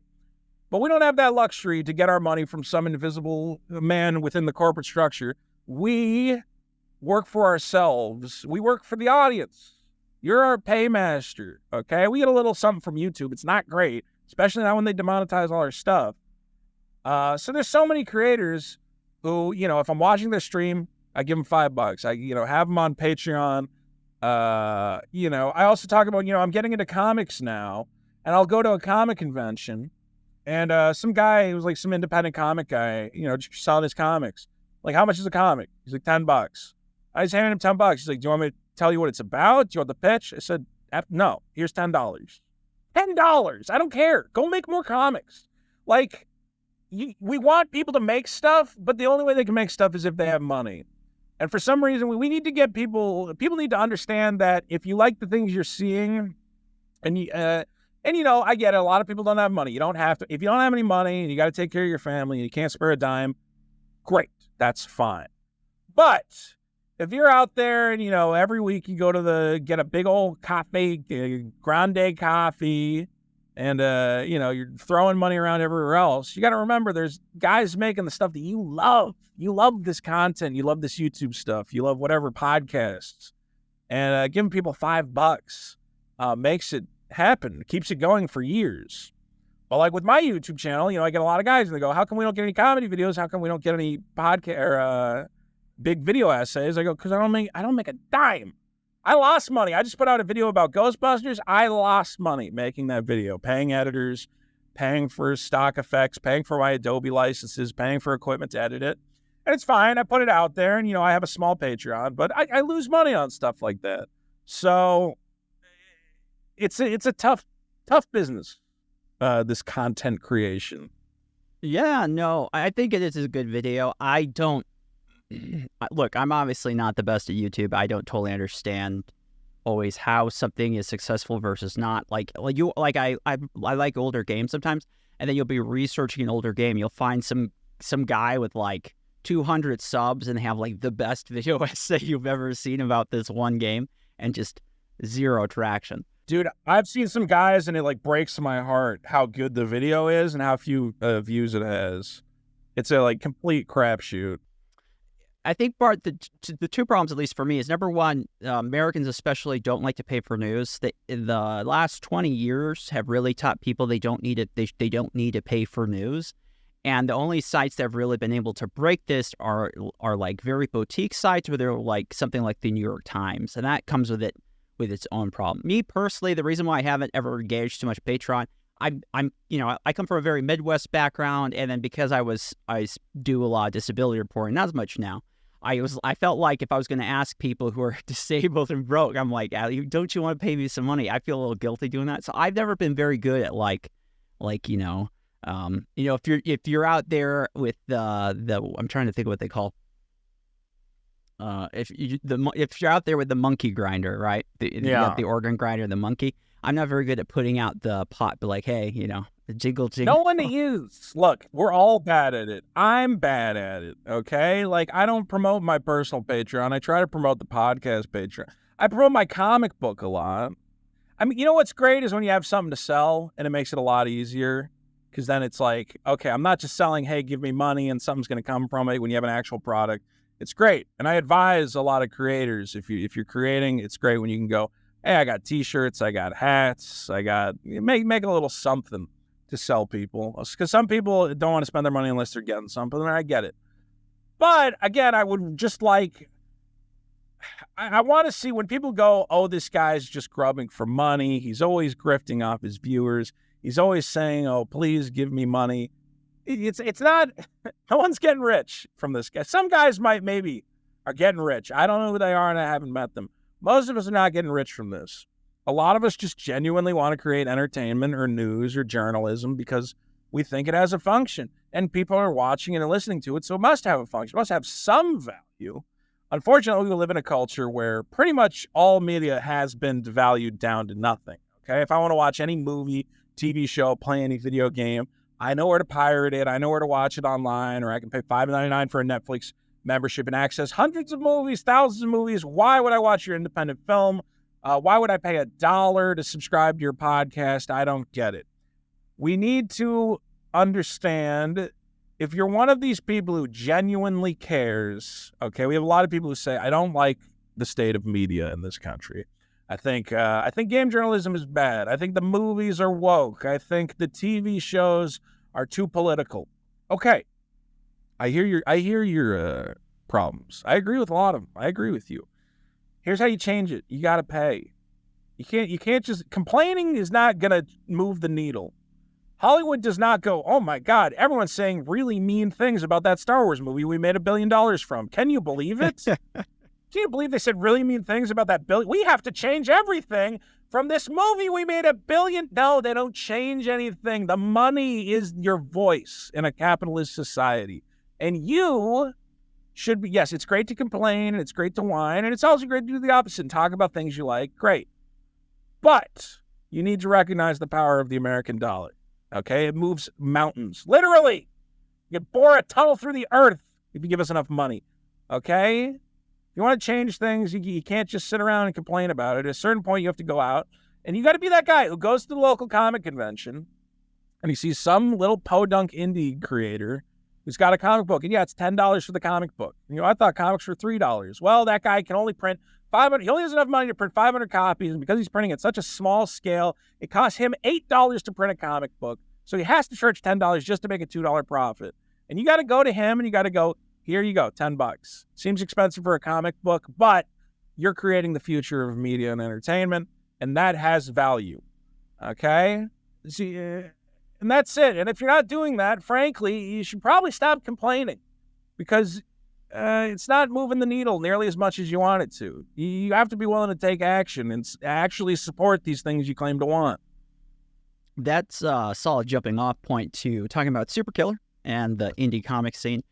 Buy my book. Buy my... Did you ever watch The Critic? That was my favorite Critic joke. Yeah, I watched the cartoon, The Critic. He had a cardboard standee of himself just waving his book that just yells, buy my book. Buy my book. To anyone who comes Buy by. my book. I should make one of those. He got I forget at what point on the show he eventually gets like a really attractive girlfriend. She has like a country accent. Well, yeah, he had the red-haired girl. With the little daughter. Yeah, she was fun. That was a good show. It was pretty good, actually. It was pretty good. I think it only got like 2 or 3 seasons, though. Yeah, I think it was one of those things that it did not hit at the exact right time. I feel like it was a couple years too early. Yeah. They had I think at one point they even had a crossover with The Simpsons. Oh, well. They did. I remember that. Yeah, but neither here nor there. Talking about the creative scene, one of my friends, Neon, over at Clownfish TV, he's actually someone that worked in the comic book industry proper. And even though he's found a decent amount of success, doing it independently, there's not a ton of money into it. And it's definitely, he's successful. I'm not saying he isn't, but it's definitely a project, labor of love. So there's usually not so much money, but we are seeing something kind of new, and you fall into this a little bit, where we're seeing YouTubers or people who already have bigger followings getting into the comic book scene. Eric July, who is kind of like visionary, your unofficial rival, I guess, has seen a lot of success. The Eric July saga is very complicated. I was watching. Somebody found the video where we first brought up Eric July on the Biggest Problem podcast. For those of you who don't know, Eric July is a guy. He's a YouTuber who made $4 million for his flagship comic. And I got in a lot of trouble because I said, well, this looks terrible. Look, I'll say, here's the thing. I support everybody making stuff. Eric making a comic has value. I absolutely believe that. Okay? That's the thing is, I think independent creators, and I've said this, I think independent creators making anything has value and should be lauded. Yes, you made a comic, good.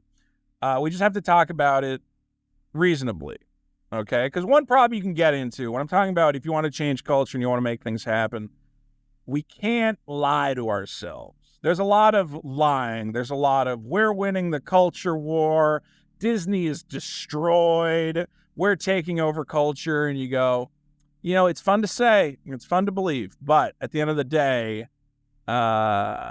nothing has changed in game journalism. Very little has changed in Hollywood. You have to wait until changes are actually made to start declaring victory. And I guess that's part of why I was critical of Eric July, is when he first announced his comic and he raised a bunch of money, a lot of YouTubers came along and they said, well, that's it. We're taking over comics. Marvel and DC are scared. The future of the comic book industry is here.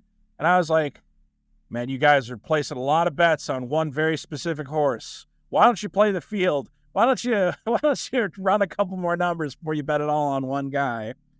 And as I predicted, look, I don't think his comic's very good, and I don't think it has moved the needle in many ways.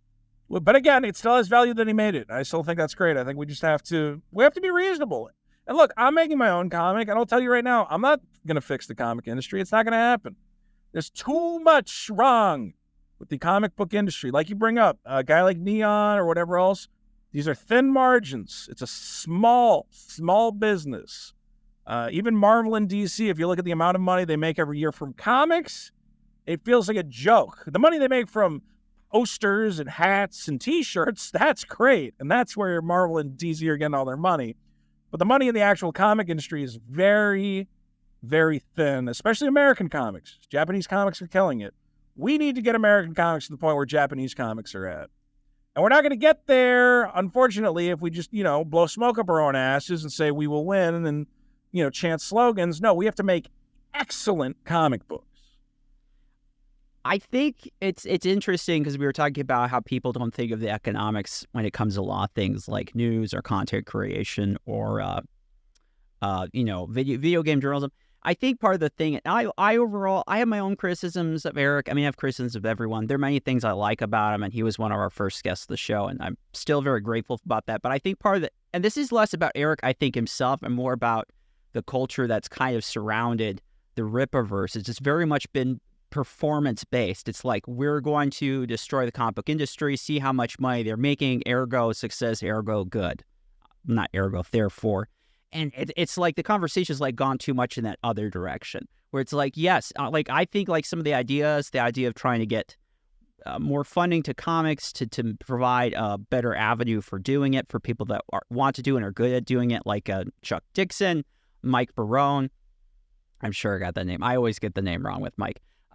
Awesome. Like, they're really, like, Mike is like this amazing indie comics guy that was doing these crazy comics about psychopaths, superheroes back in, the late 80s, early 90s when it wasn't popular at all. He's like, I'm really actually, he's a bit of a crank, he's a Trump supporting, wear the blue shield kind of guy. He's all the way out there, yeah.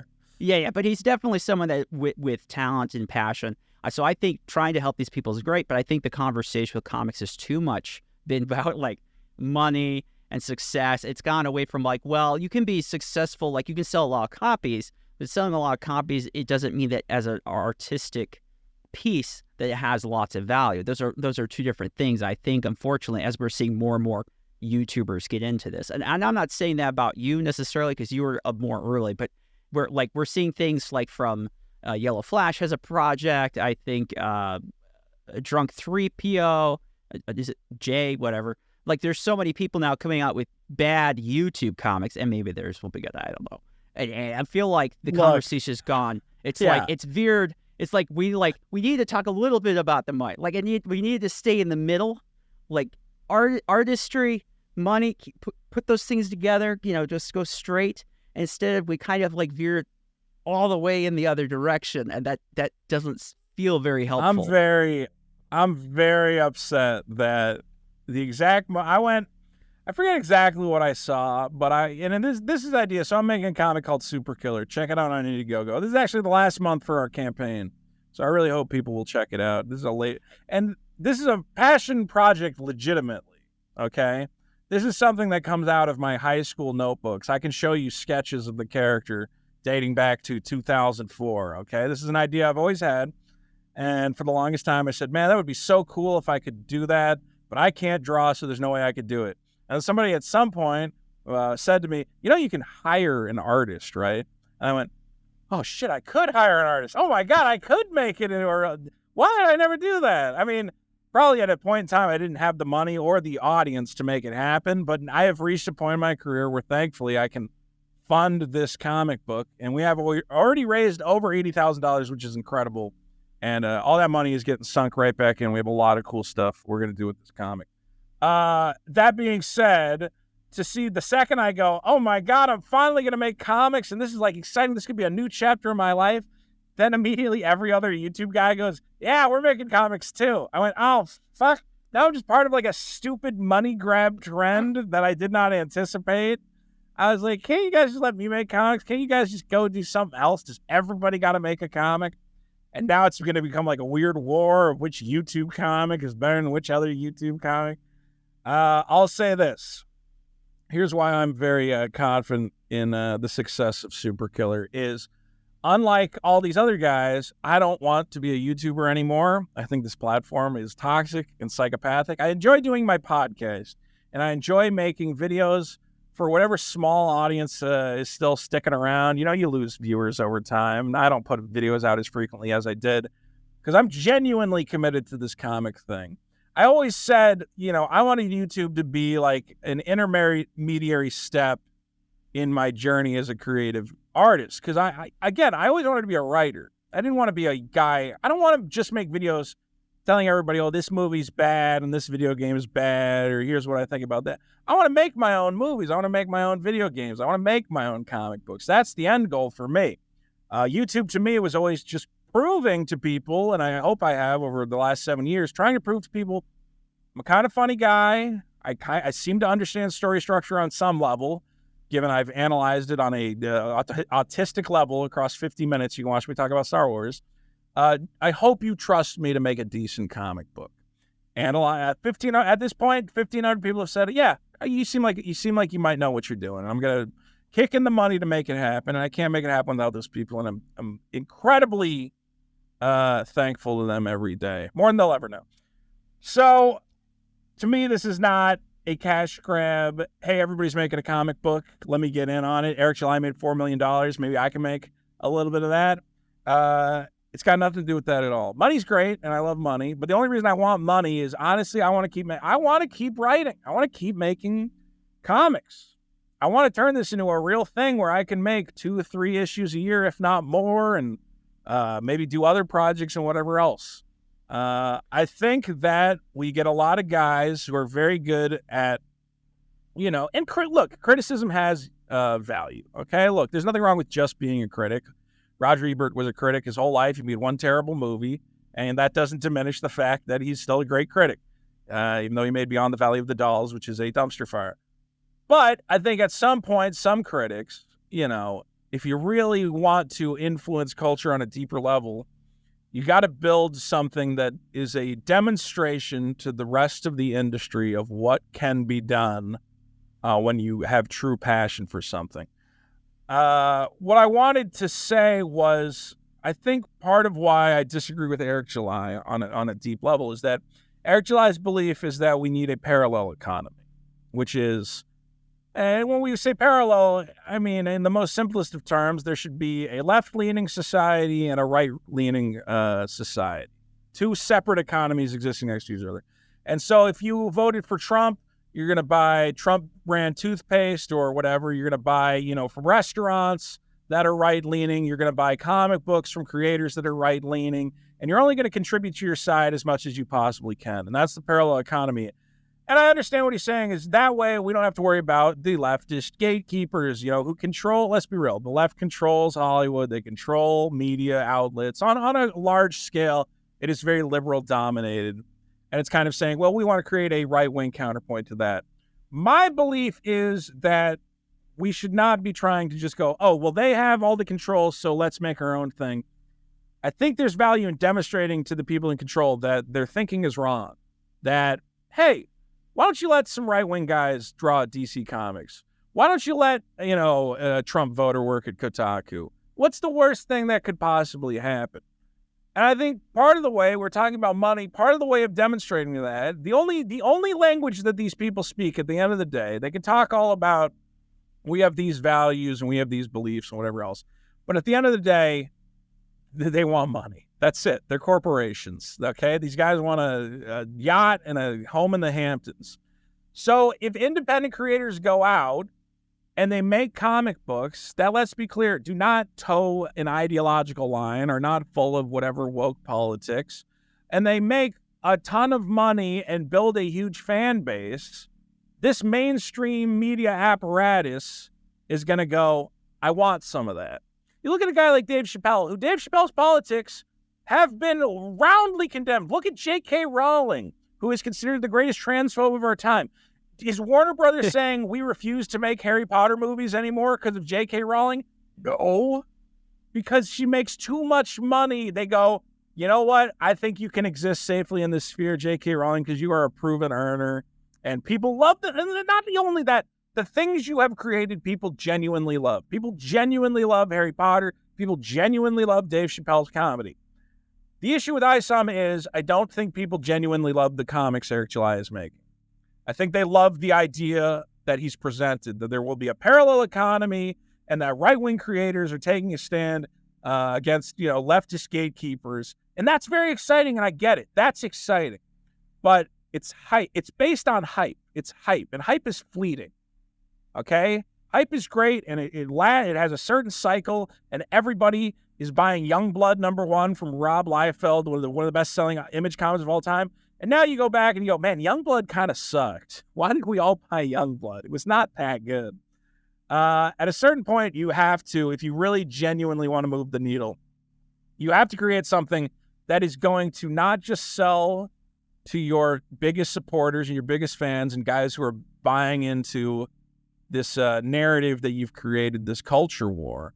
At a certain point, you just have to make Dragon Ball Z. You have to make One Piece. You have to make Superman. You have to make Batman. You have to make a character that will genuinely endure and be beloved by people who don't care about this. Most people do not care about this culture war economy. When I go on Netflix, I don't go, show me all the movies made by a right-wing director. I don't care. I just want a good movie.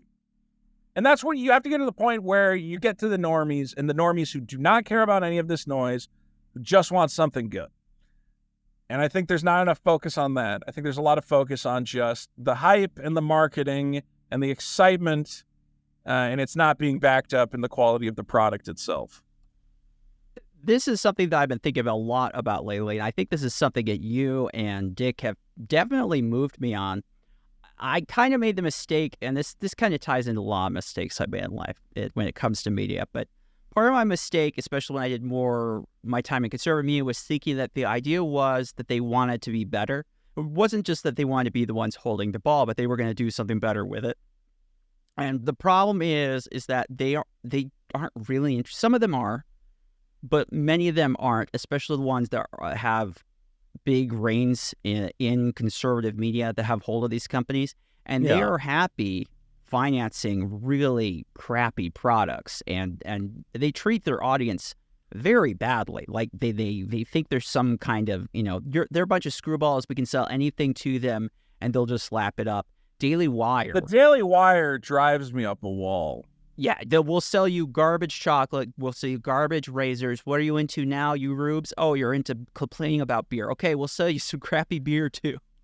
And it's like the products are junk, and they take advantage of these people. It's such a missed opportunity. Daily Wire, look, it's very cute to go, what did Hershey's even do? Hershey's did like an ad campaign that had like a transgender person in it or something. So then they made their, no pronouns chocolate or whatever. Okay, it's cute. I get it. And you get a couple extra dollars, and maybe it's a novelty gift.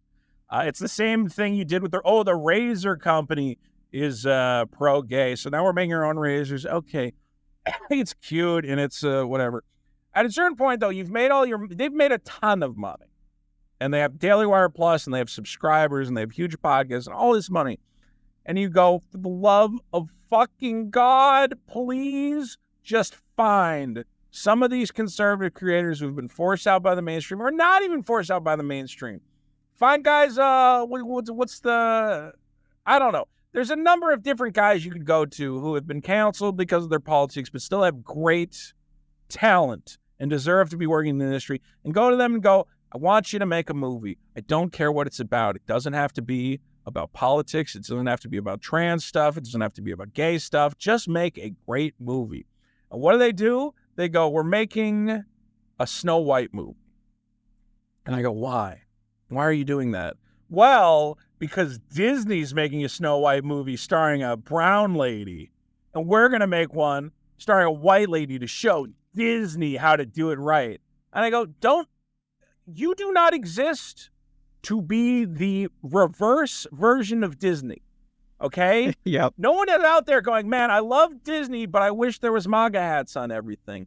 Just make great art and culture. And in a way, it is honestly pathetic that everything you do, what do you make that is original and not a response to what the left is doing?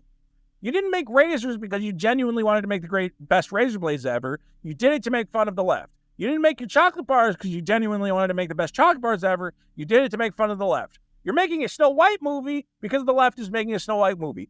Just make great content. Prove to these people, you're saying the problem with media is all the politics and all the wokeism. Great. Then go fund an incredible, badass action movie about a guy with a gun who kills a bunch of Muslim terrorists or whatever you want to make it. Okay, you can even put a little bit of politics in it. I don't have a problem with that as long as it's great. But instead, it's always got to be a counterpoint to Disney, to Hershey's. You're obsessed with bigger companies than yourself. It looks pathetic. You will always look small if everything you do is a reaction to a larger company that you take issue with. I agree, and it seems like in the conservative sphere, I'm not saying conservatives like the actual people on the ground. I'm talking about like the people who are in the business or who have control of the media brands. They are very comfortable when you hear parallel economy to the normal conservative thing, and you want to make something that's just as good as everyone else, but it's going to be okay for people like me. That's not it. That's the mistake you're making. No, they want it. It's. I hate to use this term, but it's something that Dick talks about. Ethan Van Sciver talks about some other things. No, it's the pay pigs. They look at you as little walking wallets, and they want to pull the cash out. Dude, it's like, it gets a little weird how much they're like, don't forget to buy this, don't forget to buy this, don't forget. I'm like, how much shit are you guys selling? You just sell one thing. I'm cautiously optimistic Daily Wire's making what looks like a terrible Family Guy ripoff led by Adam Carolla. About Adam Carolla as a gruff shop teacher. And I go, well, you know what? It looks terrible, but at least as far as I can... don't they have Candace Owens doing a voice, though? And then I go, well, don't do that. Just let Adam Carolla and his friends make a really good cartoon or something. She's been sent to the wilderness with Kanye. So you're right. So wait, maybe she's not going to be in it? Are they going to have to recast Candace Owens? Oh, shit, I forgot about that. That would be so hard. How are we going to find another... lady to talk generically? We watched that Lady Ballers movie they put out. It made no sense. Like, how do you screw up a sports comedy? Come on. It's a simple formula. And Dick knows more about it because he's watched so many of these guys. It doesn't become... Dick says it this way, is that the left wants to win hearts and minds. The right wants to sell you stuff. Okay? A lot of these guys, you kind of get the impression that when Trump lost the election, they didn't go, this is horrible, our country is in trouble. You get the feeling that a lot of them went, all right, a lot of angry people. That's my bread and butter. That's how I get paid. I don't know if they want Trump to win the election. I think Trump losing the election is 4 more years of them getting to sell stuff to an outraged community that believes that they're on the losing side of society and have been unfairly pushed out. And I don't think they want... I don't genuinely see them wanting to change... I don't know. I think at one point there's some part of them that wants to change it, but then there is a part of them that goes, but if it doesn't change, I'm still getting paid. And that's weird. That's very weird. I get it too. Whenever a new Marvel movie comes out, I go, well... kind of hope it's bad, because a bad Marvel movie I can make a lot of content out of. But that's on a much lower scale than, like, your political affiliation, your beliefs in saving the country. Like, you should not be secretly rooting for the idea that you remain in a political quagmire so that you can continue to profit off of it. Yeah, and I could go on a long diatribe about my issues with how that media ecosystem is set up.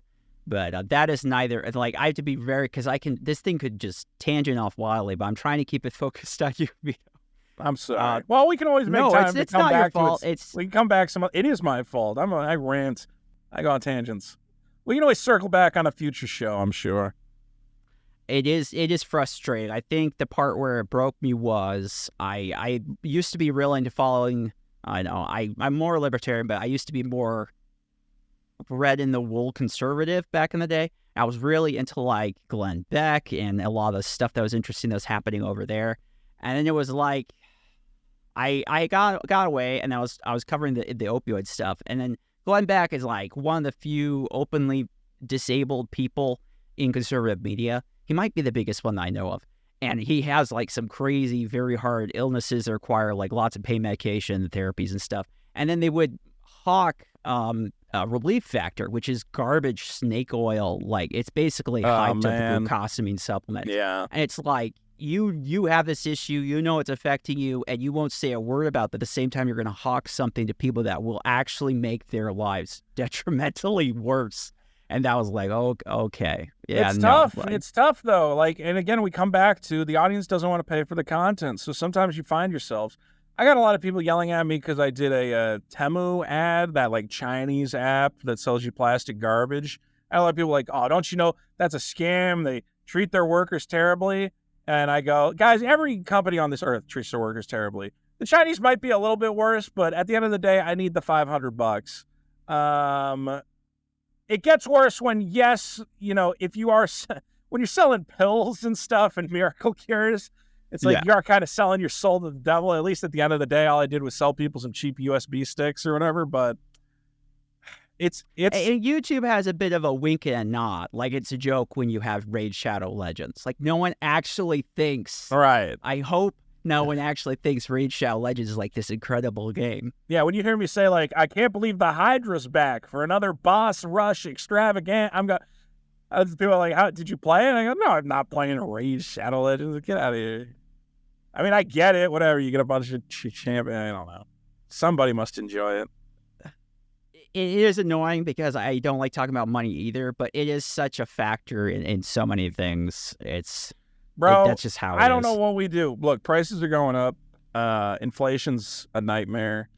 And you've seen a lot of YouTube guys go broke trying to do this stuff. I'm incredibly lucky that I've made this work. Okay? It is like insanity to try and make this work.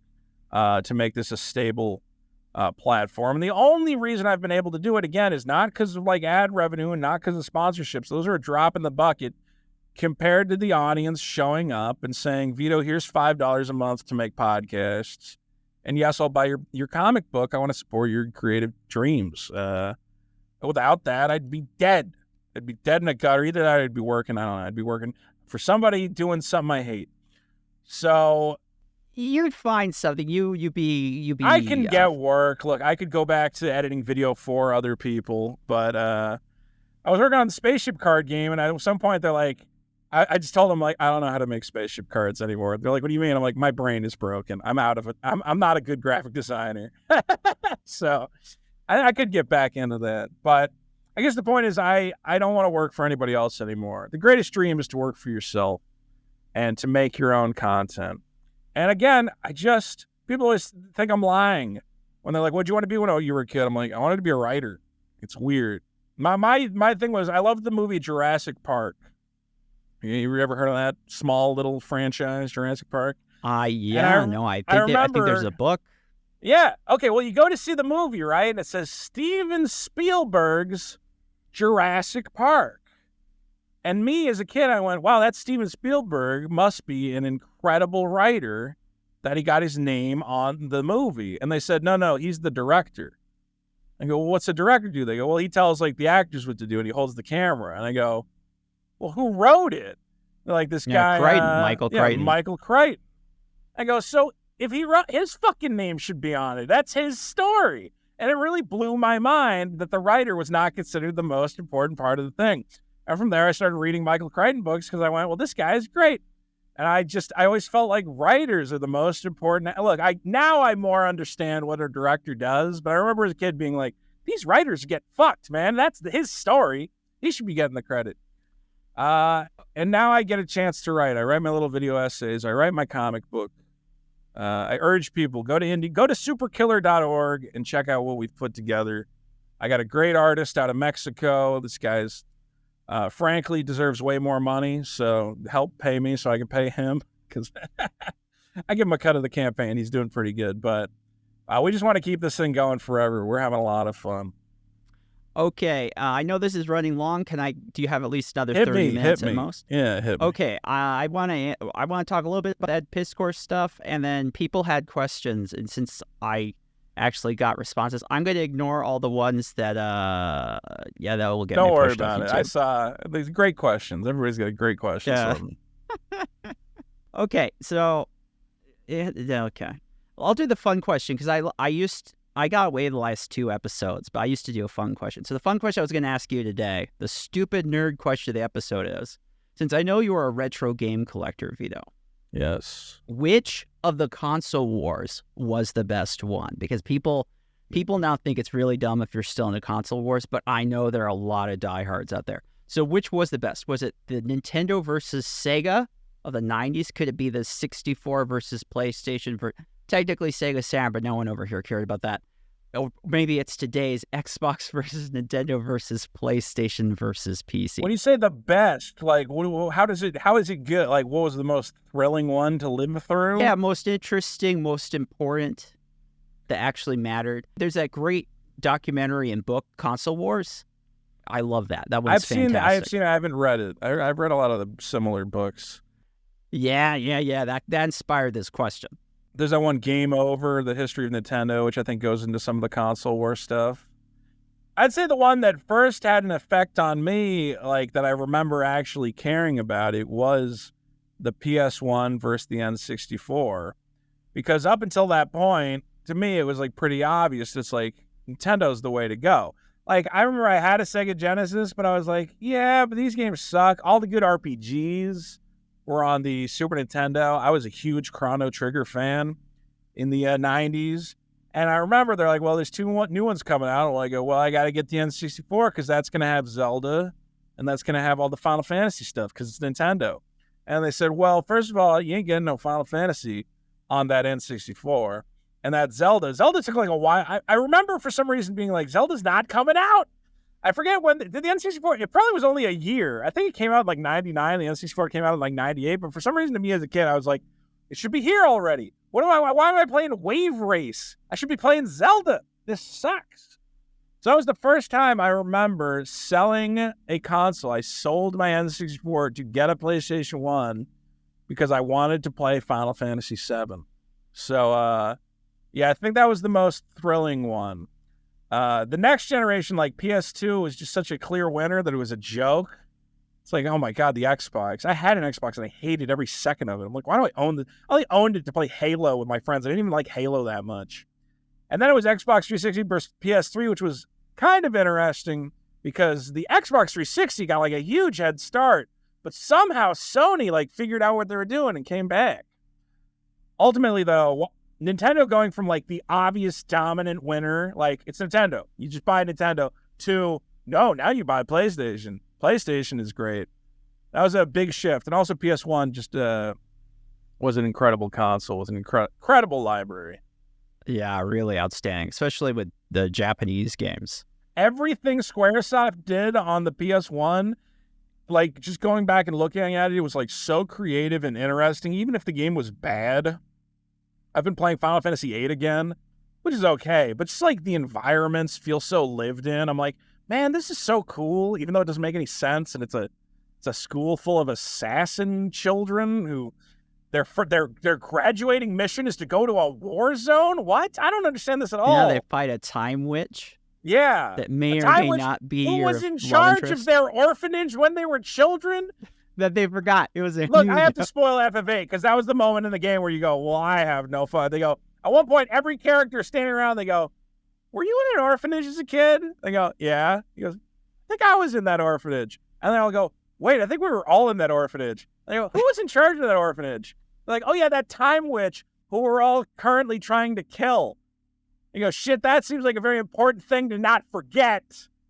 But of course, their minds were erased due to their abuse of the Guardian Force summons. Makes perfect sense. That was when I realized Japan is truly insane. I'm like, well, you guys will just do anything. Fly in high schools and shit. I love it. Xenogears. Xenogears is fantastic. Xenogears, where you get that big purple thing up on the cross, that little purple bear. You see that? Yeah. Yeah.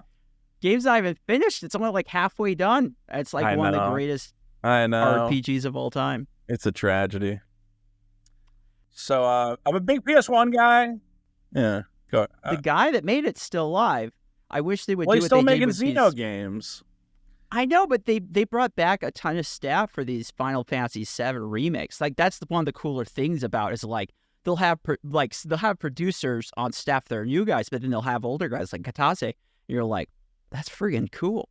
Like, you're bringing people back from the 90s. Well, after they made Xenosaga, which was like an unofficial sequel to Xenogears or prequel, and that didn't make very money and was not very popular, I think they've given up on going back.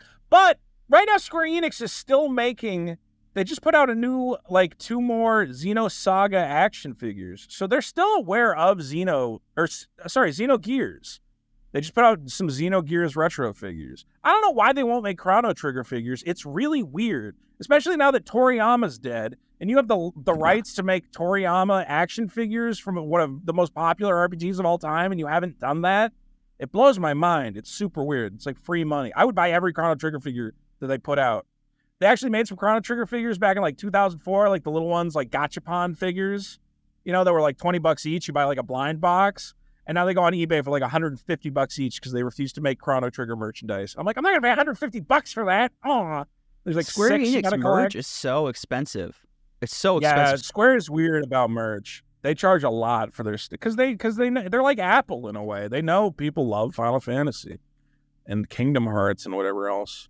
Now, the crazy Final Fantasy nerds. Ay. Oh, yeah. No, I think that's a good choice. I think I was oddly invested in the Wii versus 360 versus PS3 because I thought the Wii was so cool when I was a teenager. I wanted that thing so badly, and I loved it. I loved it to pieces. I'm still buying Wii games. I'm still finding out about Wii games I did not know existed. There's a Dragon Ball... like Little Goku, like fighting King Piccolo side scroller. It's set in like the original Dragon Ball universe. It looks awesome. I'm like, whoa, why do I not own this? So I'm trying to get a copy of that right. There's a lot of hidden gems on the Wii. The problem with the 360 was it was like a fire hazard, and that was like a kind of a dangerous defect to have around. I think 2 of my Xbox 360s burned out immediately. Yep. The problem with the Wii was everybody just played Wii Sports. Like, the attach rate for the Wii was so low because they're like, oh my God, we sold 10 million Wiis. It's like, cool, how many games did you sell? I was like, oh, nobody buys the games. They just play Wii Sports. They just buy for like endlessly. Old folks' homes. Yeah, it's for old folks' homes. They just play bowling. You can't really convince an old lady to play Sonic Riders or whatever. Sadly. Also, the Monster Hunter on the Wii sucked. Really? You did not like Try? No, Try. The last thing I want to do in Monster, you want to go swimming and fight monsters in the water? No! Keep them on land. Let me fight a dragon in the mountains. I don't want to be, all right, I'm swimming. I'm trying to swing a sword in the water. Nah, Try was a disappointment, sadly. I was so hyped for that game, and I just hated it. Well, I liked, at the time, it was my first Monster Hunter game. I'd never played one before. I played the ones on the PSP. We used to get together in the game store, and that was that was some good memories of a bunch of weirdos. I miss game stores. I miss that kind of culture. It's pretty much gone now. I constantly think about moving back to Massachusetts and buying half of my buddy's game store, but I'm still making money out in California, so I can't do it yet. I don't know if that's a good investment. I talked with Stuttering Craig, and one of the things that they did when he was with Screw Attack? Because this was before you could make money doing video, and they had actually bought someone's video game store, and that was like one of their alternative incomes. But I don't think it's a very good investment. Like, that seems like it's a tight, like... I know how you make money in it right now, and the way you do it. Have you seen this Whatnot app? You've probably heard me talk about it. I don't know what it is. I've heard you talk about it, though. It's just Twitch with auctions. So you go live, and you can list items during the stream, and you could have people bidding on them live, or just sell packs of cards. And I'm watching guys on that app just sell through so much inventory. Because imagine you own like a little game store. People want to buy packs of cards, and a lot of people don't live near a card store where they can buy them, so they're buying them online anyway. But you can go to like your card store and be like, oh, I want to buy 5 packs of the Pokemon cards, and I want you to open them right now so I see what I got, and then you can mail it to me. And it's just a fun experience, and you're able to sell. It's like when eBay first showed up and everybody started making money on eBay like crazy. These live auction apps are about to become huge. TikTok's already doing live sales. I'm sure Twitch will implement it.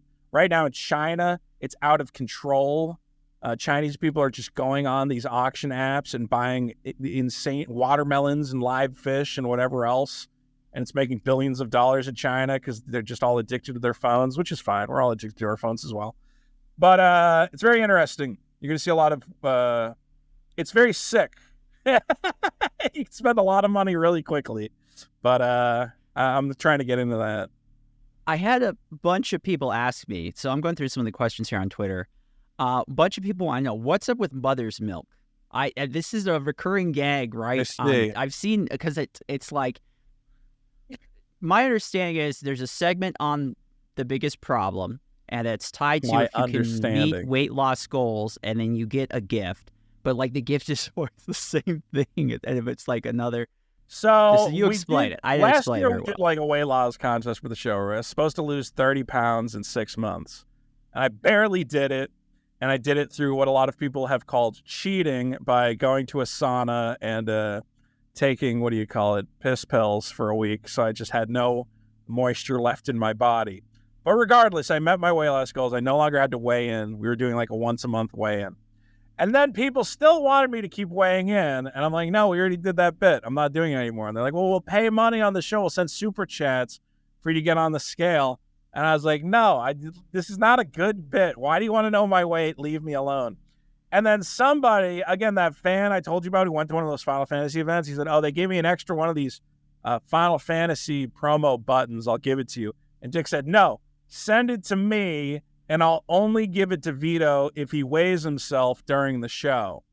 So the bit is that Dick has a toy box, like the toy box in a dentist, which is humiliating on a number of levels. And there's something in it. And I get an item if I get on the scale and weigh myself at the end of the show. And I can refuse. And if I refuse, whatever's inside the toy chest, he will destroy. So... it's come down, but the problem has become that I was like, okay, well, this was funny when, like, this made sense to me when people were sending in, like, stupid little tchotchkes, but people are sending in, like, insane things, like $100 magic cards and, like, Japanese, like, toys and whatever, and I'm like, well, why would I say no at that point? Like, the risk-reward is too high. But as part of the running gag is somebody sent in a pop figure of... the character Mother's Milk from The Boys. I don't know if you watched The Boys. I've seen The Boys. Yeah, he's the black enforcer type guy. He's not like a very memorable character, to be honest. And it's like, here, a Mother's Milk. Because also I've talked about on the show, I hate pop figures. So I got the Mother's Milk and I went, okay, well, that's funny. I hate pop figures. And I left it in the studio because I didn't want it. And then I came back and Dick put it in the box a second time. And he said, well, you left it here. So that means I'm allowed to put it back in the box. And now our fan base has begun buying out the complete world supply of Mother's Milk pop figures that you can no longer buy them on Amazon. And there's probably like 100 of them in Dick's garage to put in the toy box and torment me with. Which, at some point, if we keep it up, we might corner the market on Mother's Milk and actually... it's like one of those $5 pop figures no one wants. We might corner the market on Mother's Milk. So now every week people turn in to see if I get a good prize or another Mother's Milk pop figure. I think I currently have 4 of them in various states of repair because I typically rip the head off or set them on fire out of anger. Do you think there's like an Amazon exec somewhere, but like, you didn't understand Mother's Milk? I think the Funko company is going, we got to make more Mother's Milk. This is what people... I'm like, can't you give me any other... Look, I get the joke. Can I get a Homelander? Can I get Huey? Can I get any other character from The Boys? No. You only get Mother's Milk. Next season, Mother's Milk, he's getting like twice the amount of lines. He might. I think we're single-handed. Here's the body of Mother's Milk. I ripped the head off. I don't know. The body is in my kitchen, I think. I've decided I'm going to turn it around, though. I'm going to start auctioning these off as they're going to be like show-exclusive giveaways. So I'm going to monetize the Mother's Milk. We'll see how that works out. I like the segment, but it is... I've noticed as the show has gone on that Dick, it's like it's slowly moving itself backwards and backwards to like closer to the front. That's the other problem is that Dick also has decided that he has to dress as a which that doesn't make...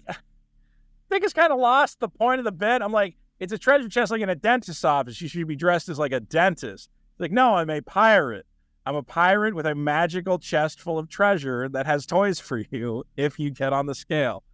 And I'm like, and he really enjoys putting on a terrible pirate accent. And people love it. You know what? If the fans are having fun, I guess that's all that matters, I guess. You bastards sending me this trash.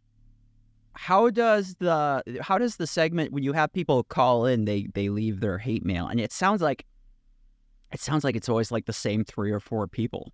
Do I have that wrong? I don't know. I never know exactly who the callers are, but I think we get a good mix. And we'll usually have like 15 voicemails to pick from, and we don't play all of them, so not everyone goes through. So I think we get a good mix of people. Yeah. It's a great show. I've been really thrilled to watch it take off. That's been really cool.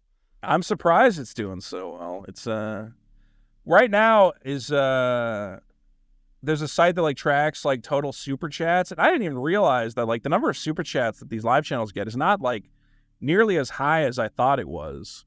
So with the number of like super chats we're getting and live viewers, we're one of the like top 100 Friday live shows on the entire YouTube platform, which kind of blew my mind. I was like, wow, I didn't even realize they were in like, in terms of like number of people watching. And also, I mean, the problem is like, that's after you factor out like live news channels will have like 200,000 people watching, but that's kind of different. It's not like a live program, you know? But like in terms of like actual live shows that are just like guys hanging out and talking, we're definitely in the top 100 now, which is great. I don't know if this is on Tundra. What your opinion of French pastries? I don't know. They're delicious. Pastries. French pastries. I don't know if that's a reference to something. I like Italian pastries. I have never had Italian pastries. Is that a reference to French cinema, maybe? Is that what we're talking about? I was going to get into that, but I like those tiny little oranges that they sell at the store. Is that what they want me to say? It's kind of like the other, like, I swear 3/4 these questions are drama questions. We have a bunch of jokesters in the audience, but honestly, I don't know how much you want to go into that, so I was leaving it up to you. I'm an open book. I don't. Paul, am I or Pete? Am I a man who looks like he's shies away from the tough questions in life? I'm not easily offended. Okay, so I guess how did it end up that you have become in such a, because like you have become a punching bag a little bit for a lot of like YouTube and Twitter, and it all started because you did a review of the film Cuties. I remember this during COVID. I didn't do a review because I still haven't seen the movie. My friend did a review. You talked about in a video somehow, and then my friend reviewed Cuties. My friend Mr. Girl reviewed it. Okay, and everybody was really mad at him because he made some jokes during the review. Because obviously people were very upset with that film. They're like, oh, it sexualizes these underage girls, whatever. And he made some jokes that made him sound, creepy and weird about the movie, being like, well, the hot one in the movie is the blonde one or whatever else. Stuff I was like, well, he's joking. You guys get he's joking. Yeah, I know. My friend Max at the time was a YouTuber with less than 5,000 subscribers. You didn't think anyone was going to see it. It was him making it for a very small audience. But because that was the outrage topic of, I guess, the year, because it just kept going, everybody focused on my buddy and his stupid review and him jokingly saying that these girls were hot or whatever. And then because I had said, hey, that guy's actually like really talented and funny, and everybody should stop beating it. Like, huge YouTubers, guys like, what's his name? Charlie, the Penguin Zero guy, like millions of views. We're talking about what a huge disgusting creep my friend was. And I went, nah, he's like a pretty funny guy and he makes really good videos. And that review had a lot of jokes in it. But if you listen to what he said, like there's some insight. And he also said that he thought the girls in the movie were, being exploited and that they should not have used actual child actors. So he actually kind of agrees with you guys on most levels. Nobody wanted to hear that, though. Context doesn't matter. Everybody went, that guy is a pedophile. Because that guy's a pedophile, that means Vito's a pedophile. So for like a couple months, people were just going, well, Vito, you're a pedophile because your friend's a pedophile. And I would say, well, my friend's not a pedophile. I go, you saying he's not a pedophile makes you a pedophile. I said, I still don't think he's a pedophile, and I know I'm not a pedophile. And then after like a month of that, I finally went, you know what? Fuck it. You know what? Yeah, I'm gonna. And then I said some very stupid things to these people, basically saying, you know what? You probably shouldn't say that to me because, yeah, maybe I will victimize your kids. Maybe I will. You don't know. You know, like basically getting so fed up with the stupidity of constantly being called a sex criminal because I'm friends with a guy. Then I said, you're right. I'm a sex criminal. I'm a horrible person. I'm going to kill all these children or whatever, and you got to look out for me. And then because I live on the internet where context does not matter and does not exist, for the last 3 years, people have taken these dumb tweets that if you look, we're all made in the same day across like a week. And they go, oh, see, Vito admitted he's a sex criminal. He said it.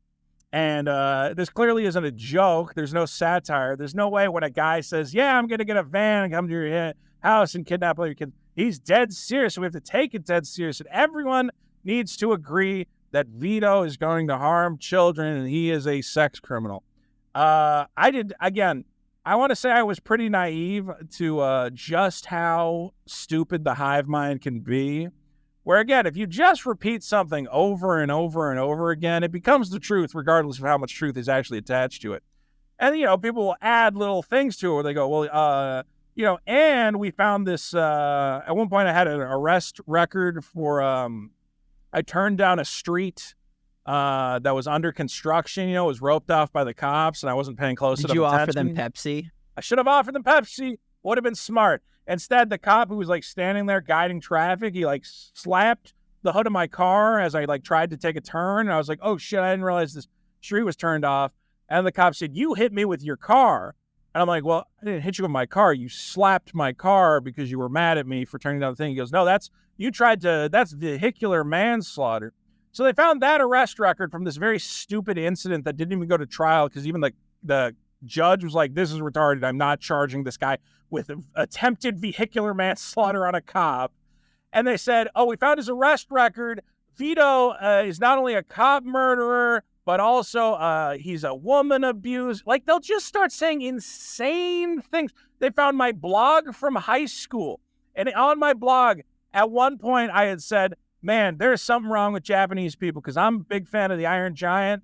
And look what they do with the Iron Giant. And I posted a picture that a Japanese guy drew of the mom from the Iron Giant with like huge boobs, like hugging the kid from the Iron Giant. And I'd even censored it out saying, oh my God, Japan, what's wrong with you? And they said, see, this is the kind of sick stuff Vito's into. He looks at this sick Iron Giant kiddie porn. And I went, I was talking about how insane it was and how offensive it is to the Iron Giant, which is this like beautiful film about this finding love in the specter of the Cold War and friendship. And instead they're saying that I'm a deviant and a sexual criminal. Here's what I've learned, though, is these people don't matter. They're all sick in the head, and they just need to hate all the time. They're full of hate. What's great is when you realize that you can just make stuff for people who understand you and understand jokes and like jokes and aren't instantly offended by everything and aren't obsessed with politics. And I've just focused on making stuff for my audience, and I've been much happier. So when a bunch of trolls on Twitter go, hey, what about this tweet from 3 years ago where you admitted you're a sex criminal and, you know, you admitted to all these crimes? And I go, I don't know what to tell you, man. I made a bad joke 3 years ago. And if you want to keep endlessly reposting that dumb tweet, you are very welcome to do so. I'm just going to be over here entertaining the people who actually matter to me, which is my audience. I do not care about your opinion of me because you are nothing to me. There's an annoyance. It's an annoyance when, you know, people keep constantly harping on it. But I guess that's the biggest thing of all is people going, we've really destroyed this guy. No, you've tragically annoyed me. You've annoyed me into the ground. I'm just like, oh my God, they're just never going to stop being upset that I'm friends with a guy who made a review of a foreign French film that none of them have seen, but they're all endlessly mad about. A movie I've never seen, have no interest in seeing, merely because I'm friends with that guy and I said, I don't know, I thought his review wasn't nearly as bad as you guys are painting it to be. I am the greatest criminal in Twitter history.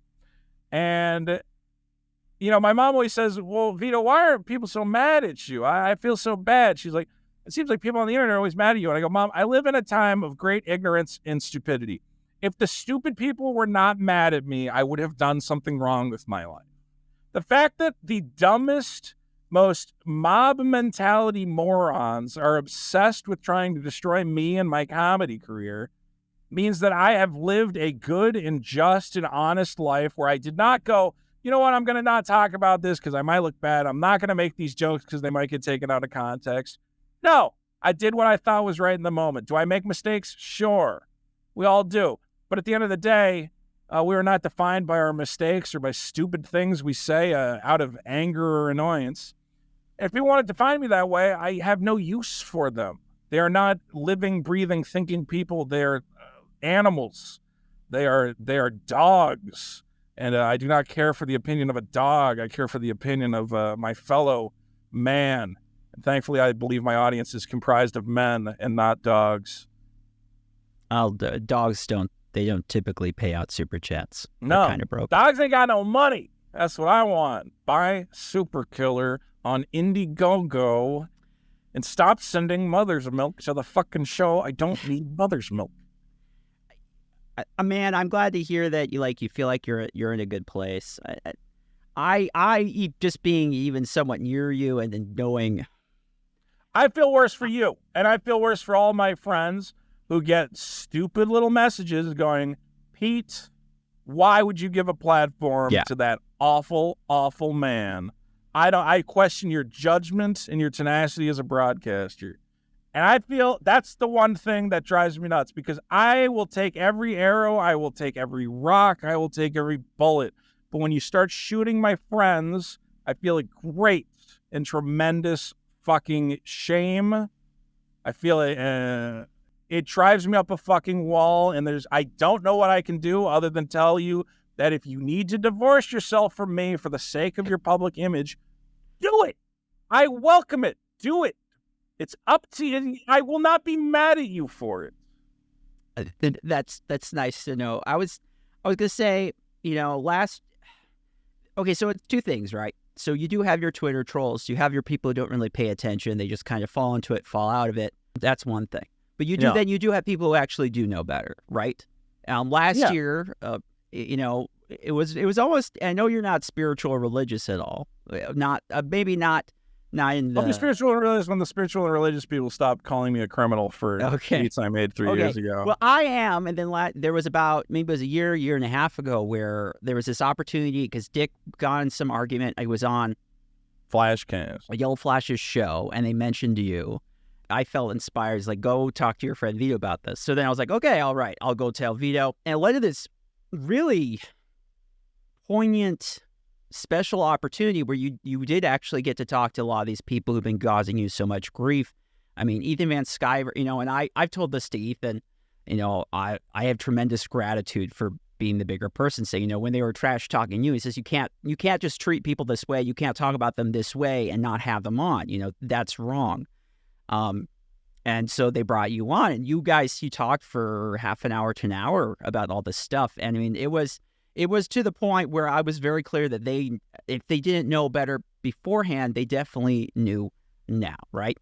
And maybe it was a week, maybe it was 2 weeks. It was like fine and dandy. And then they disagreed with you on something, and then they went right back into it. They were mad that I reposted a video of Nick Fuentes saying he wanted to kill Jewish people. And that was the moment that I went, guys, what do you want me to do? So Nick Fuentes posted a video saying, we will make the Jews die in a holy war. And I said, well, that's pretty crazy. I feel like that's newsworthy. And you know what? It was newsworthy because I posted it and Elon Musk tweeted about it, okay? Like specifically my tweet. So if Elon Musk thought it was interesting, then I was probably worth tweeting about. He's the man who owns Twitter. I think you have a successful tweet if the man who owns the platform comments on it. But they manufactured a narrative saying I was trying to cancel Nick Fuentes and cancel the entire Rumble platform because I reposted a video clip of him saying that he wanted Jewish people to die in a holy war. And immediately they all went back to saying, again, we had our peace. I had broken bread with these people. I had said, listen, I understand I've said things in the past out of anger that I thought would be interpreted as satirical, as jokes. I want you to know, like, obviously I have no intention of harming anyone. I have no past history of sexual abuse, of criminal behavior. These are insane accusations that are being made about me. I apologize for mistakes I've made, and I've made mistakes, but I'm hoping we can just come to some sort of agreement. You can stop telling your audiences that I'm a sexual criminal, which is like the worst possible thing I think you can label someone. And again, and all based on jokes that I've made, not based on evidence of harm, like jokes that I've made. And it comes down to these people just, if they hate someone, there's no reason for them not to resort to the worst possible slander because they don't care. They just want to harm the person they disagree with. And it doesn't matter if you're lying about them. There's no standards. I'm very precise in things I say about people. I don't make up things about people because if I'm going to criticize someone, I'm going to criticize them for the things I think they should be criticized for, okay? And there's people I say are bad critics, are bad understanders of media, are bad writers, okay? I'll criticize them for very real things. The fact that the only things they can throw back at me, rather than criticize my ideas, rather than criticize things I believe, they have to make up stories about sexual proclivities that they believe I have and the harm I'm going to cause to illusionary victims. I mean, in my book, when one person is criticizing the character from Baen and the other person is making up insane stories and a lot of fantasies about how they want to kill me, a lot of my these people will talk about. I mean, I know I'm morally right. But we do not live in a morally right society. The moral man is not the man who gets the accolades and gets the viewers and gets the super chats or whatever else. And that's fine. I accept that. I accept that we live in an extremely ignorant and broken time that rewards psychopaths. It has to. We live in the attention economy. The money goes to whoever is the loudest and the angriest. And though I am a loud and an angry individual, I am precise in my anger. I know what I'm angry about, and I'm very precise in how I dole it out. Again, you tell me that the lady making the new Star Wars hates all men. I go, well, I cannot say that without evidence, and let me dig into it. Now that I've dug into it, unfortunately, I find your conclusion of what this woman believes to be completely untrue. And I will not spread a falsehood for clicks and accolades and clout. I won't do it. But these are people who, let's be clear. Should I be mean? I don't even know if this is mean. These are people who are not true creatives. They're not true talents. They are not great broadcasters. Many people who watch these shows come away from them and they go, I used to watch these guys for a while, but then I realized all they do is complain about the same thing over and over. They make the same jokes over and over. They are a one-note program and a pale imitation of greater broadcasters. They're doing a B-grade, D-grade impression of Joe Rogan, doing a D-grade impression of Howard Stern, and none of them truly have anything of substance or nuance to add to the world. And a lot of people, I think, are waking up to the fact that that's all these guys have is endless, I'm angry, I'm mad. Today, they sent me this. Can you believe what Hershey's chocolate did? Can you believe what this razor company did? Can you believe Disney is making a Snow White with a brown person? At a certain point, you have to give me something substantive. You have to give me something real. And I'm not getting that from these people. And I think at the end of the day, they're upset because they see in me that I refuse to play the same game as them. And they know their jobs would be much easier if guys like me would stop calling them out. Their lives would be much easier if there weren't guys like me to go, here's the full context of that interview with that Star Wars lady, and I think people should see it before they immediately brand her a man-hating feminist. And they go, well, we had a good thing going here. We were making a lot of money spreading that kind of shit. And same thing is happening with Ed Pischke. If we get back to it, it's on both sides, not just those guys. The left does it. Ed Pischke, he's trying to victimize 17-year-olds. He's a sex pest. He's trying to rape all these women. Here's Vito to go, well, here's the tweets in context. Here's what actually happened. This has been blown wildly out of control. No one wants the context. No one wants the full story. It's much easier. What is it? When you hear something you believe, you want to believe it because it agrees with your values. You will ignore evidence and information that disproves your beliefs. And that's part of why people hate me, is because I want things to reinforce my beliefs, and I have a bias, as we all do, but my bias, unfortunately, I'm not so much of a slave to my bias that I won't look into a story, that I won't look into information, I won't look into allegations made against people and go, something here does not add up. And it hurts these people. It hurts their bottom line. People move away. They go, wait, guys like Yellow Flash and whatever else are just inventing these narratives for clicks and money.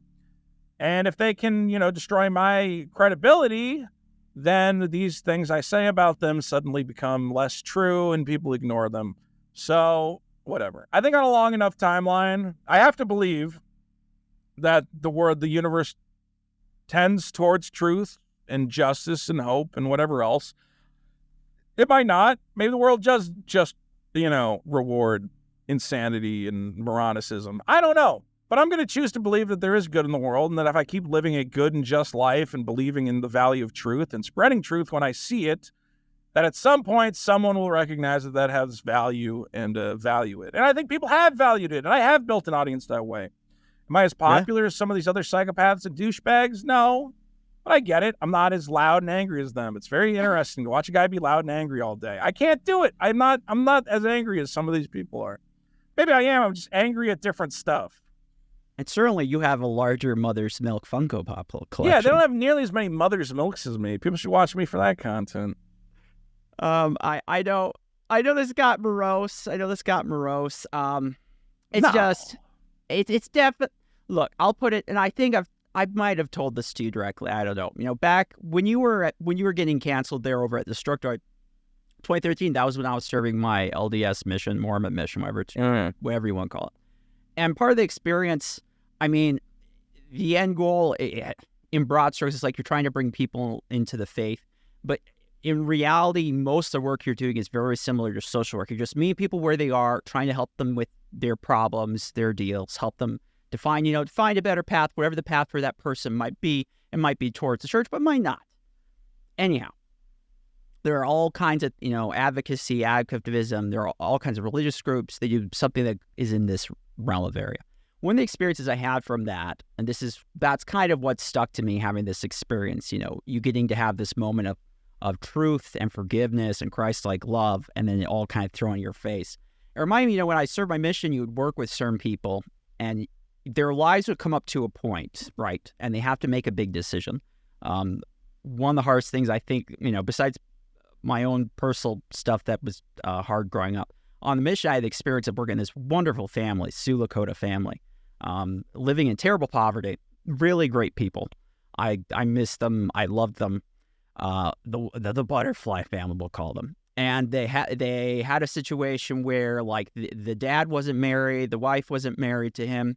They had like 8 kids together, and we were working with them, and it got to this amazing point where, they were talking about, we need to get a concrete plan, get together, get married, get working. It was really beautiful. It was a special moment. You could really feel it. Like, this is a tremendous, positive, beautiful moment.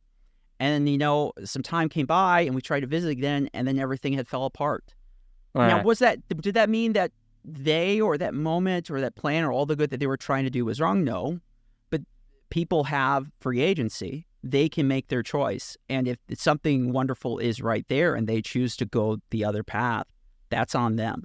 And I think I think that you keep trying to be a good person as you understand it. You keep trying to stand for truth and reason, all those good things. Doesn't take away from that. People have their own agency. And if they want to do something as reprehensible as like what happened to Ed Pischke, I ruined someone's life. And thank God that has not happened to you, Vito. I'm so grateful for that. But it's wrong. It's reprehensible. And I know it's not something that you can really go to court over. I know it's very much a cultural thing, but it's still, I think, wrong. It's reprehensible.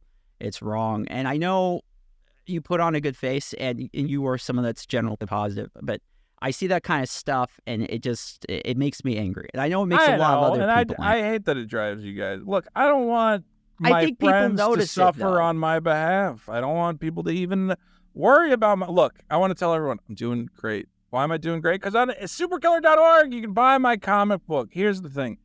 Guys, we all recognize that we're surrounded. You're surrounded by morons, okay? You go to work. You got to talk to your idiotic coworkers. You got to go online. Everybody's a fucking idiot. Okay? If you're listening to this show, if you're listening to Biggest Problem in the Universe, if you're a fan of me, if you're a fan of Pete, you know you're one of the special people.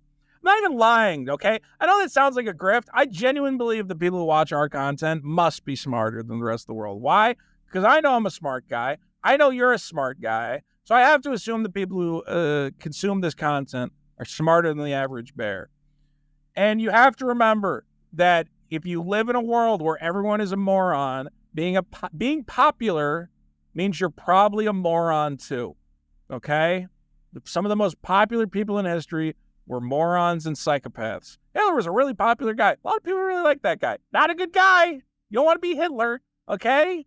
Popularity only goes so far. Either that or the popular people are vapid and hollow. You know, a lot of your most favorite, television stars or movie producer, whatever, music people, musicians, a lot of the reason you like them is because they don't get into the weeds and talk about anything of real substance. They're not talking about politics. They're not talking about cultural issues, because then you start to create, divisions within people. The way to be popular is to keep your mouth shut and say the most popular things in the world. If you're not popular, it means you're probably a little controversial and you're probably willing to speak your mind. And you should find value in that. You have to decide what you find value in. I have found value.